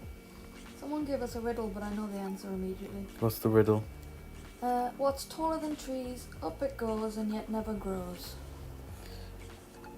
I know the answer. It's the sun. Mountains. Mountains. Taller than trees, up it goes, but never grows. It's a mountain. It does grow though. Technically, but for the riddle it's mountain. Right. It's from Lord of the Rings, all the Hobbit. Oh, right.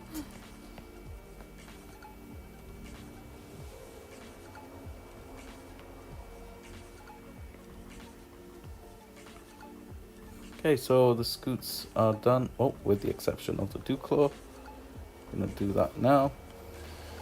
Like that.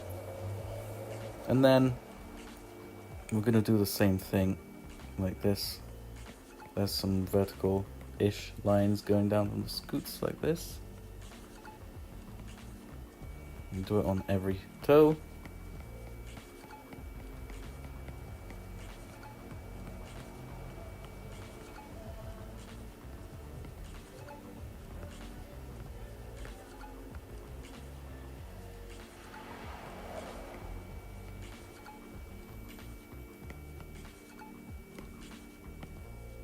Like that. And then they kind of carry on like this.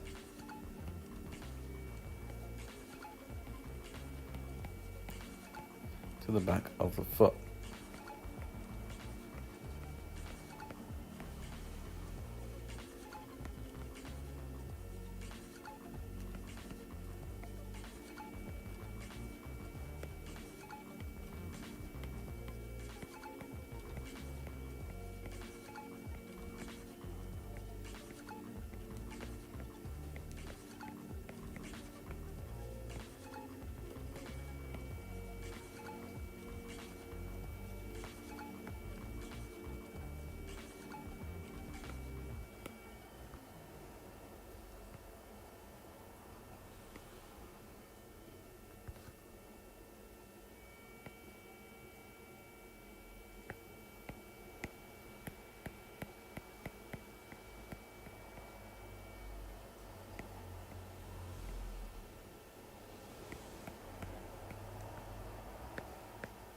And we're going to add a couple of lines like this that kind of intersect the ones that we've just done.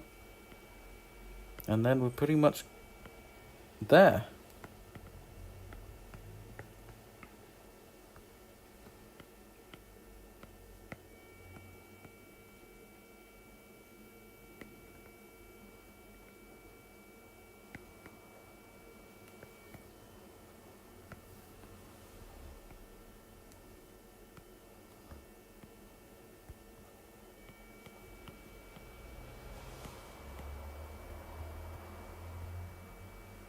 Okay, let's add a bit more texture on the claws like this.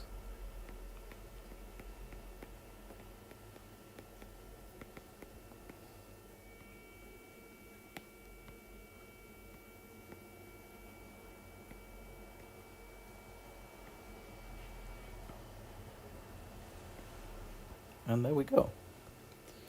Now we can use the inflate tool. Have it down on 1%. Before we do that, I'm going to save just in case. I have it on the biggest setting, and then we can watch the magic happen.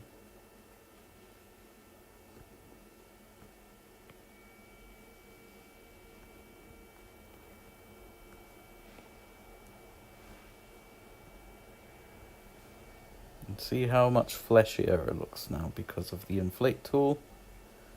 This stuff is magic. Okay, we're going to use the stamp tool again, just to add a tiny bit more, just the tiniest bit more texture. I'm going to go back to my favorite one, which I think is this one.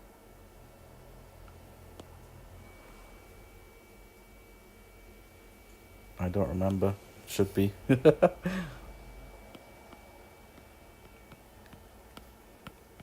we go. I'm going to add a bit more like this.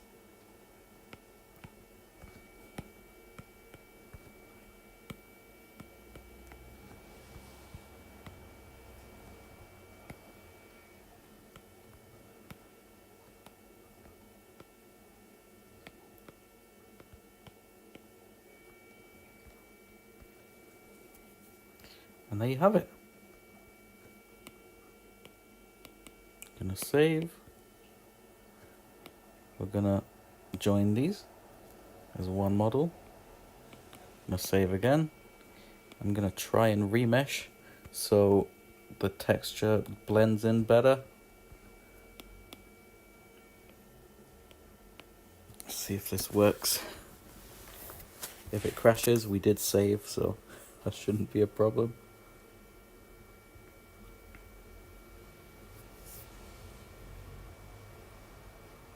'82, '85, '90, '95, '98, and there we go. See how much better it blends together? Yeah, that looks good. And that's it. And that's how I quickly sculpt and detail and texture a dinosaur. We're gonna put in some different lighting.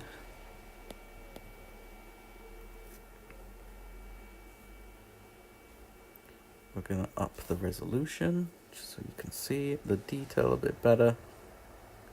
I don't remember where that setting is. It would help if I did remember.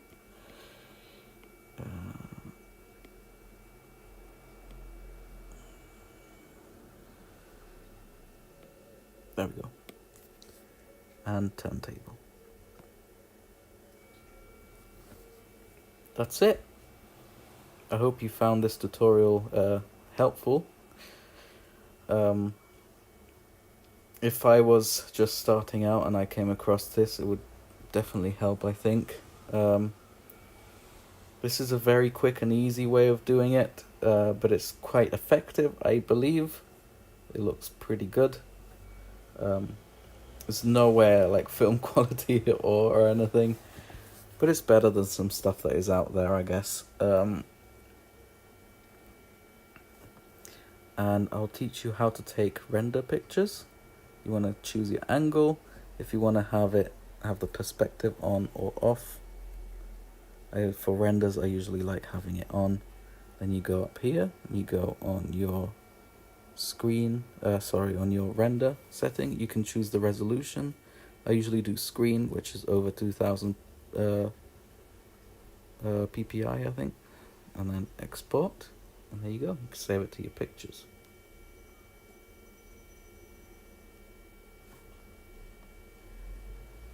Have you got any questions? I'm getting a lot of compliments saying gorgeous, awesome, incredible. Oh, thank you. Excellent, amazing. It's not great, but it does the job, I think, for the stream. But thank you guys. I really appreciate it. Really appreciate all the positive feedback.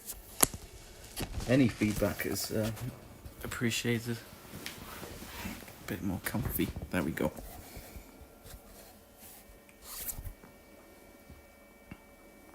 And if I remember, I'll try and put that detailed brush picture in the description. And maybe the stamp as well. Someone asked for the stamp. And the stamp, yeah, I'll see what I can do. It'll probably be in a Google Drive for all you to download it from. How long did it take? Well, this one's about 2 hours. And how long was the other one? 3 hours? Something like that. So like 5 hours total-ish? Yeah, that's pretty fast. That's pretty quick.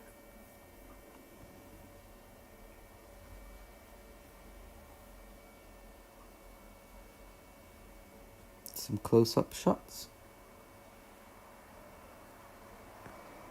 Again, it's nowhere perfect, but I hope it gives you an idea of where certain details go. So if there aren't any more questions, I'm going to end the stream soon. If you got some questions, drop them now, or it'll be too late. Just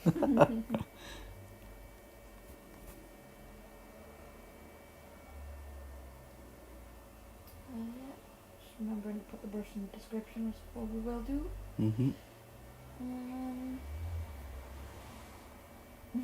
Zool says later we can have a rigging animating VFX. Yeah, I'll leave that stream to you and then upload it on mine or something, or just link it to your YouTube or something. Yeah. That would work.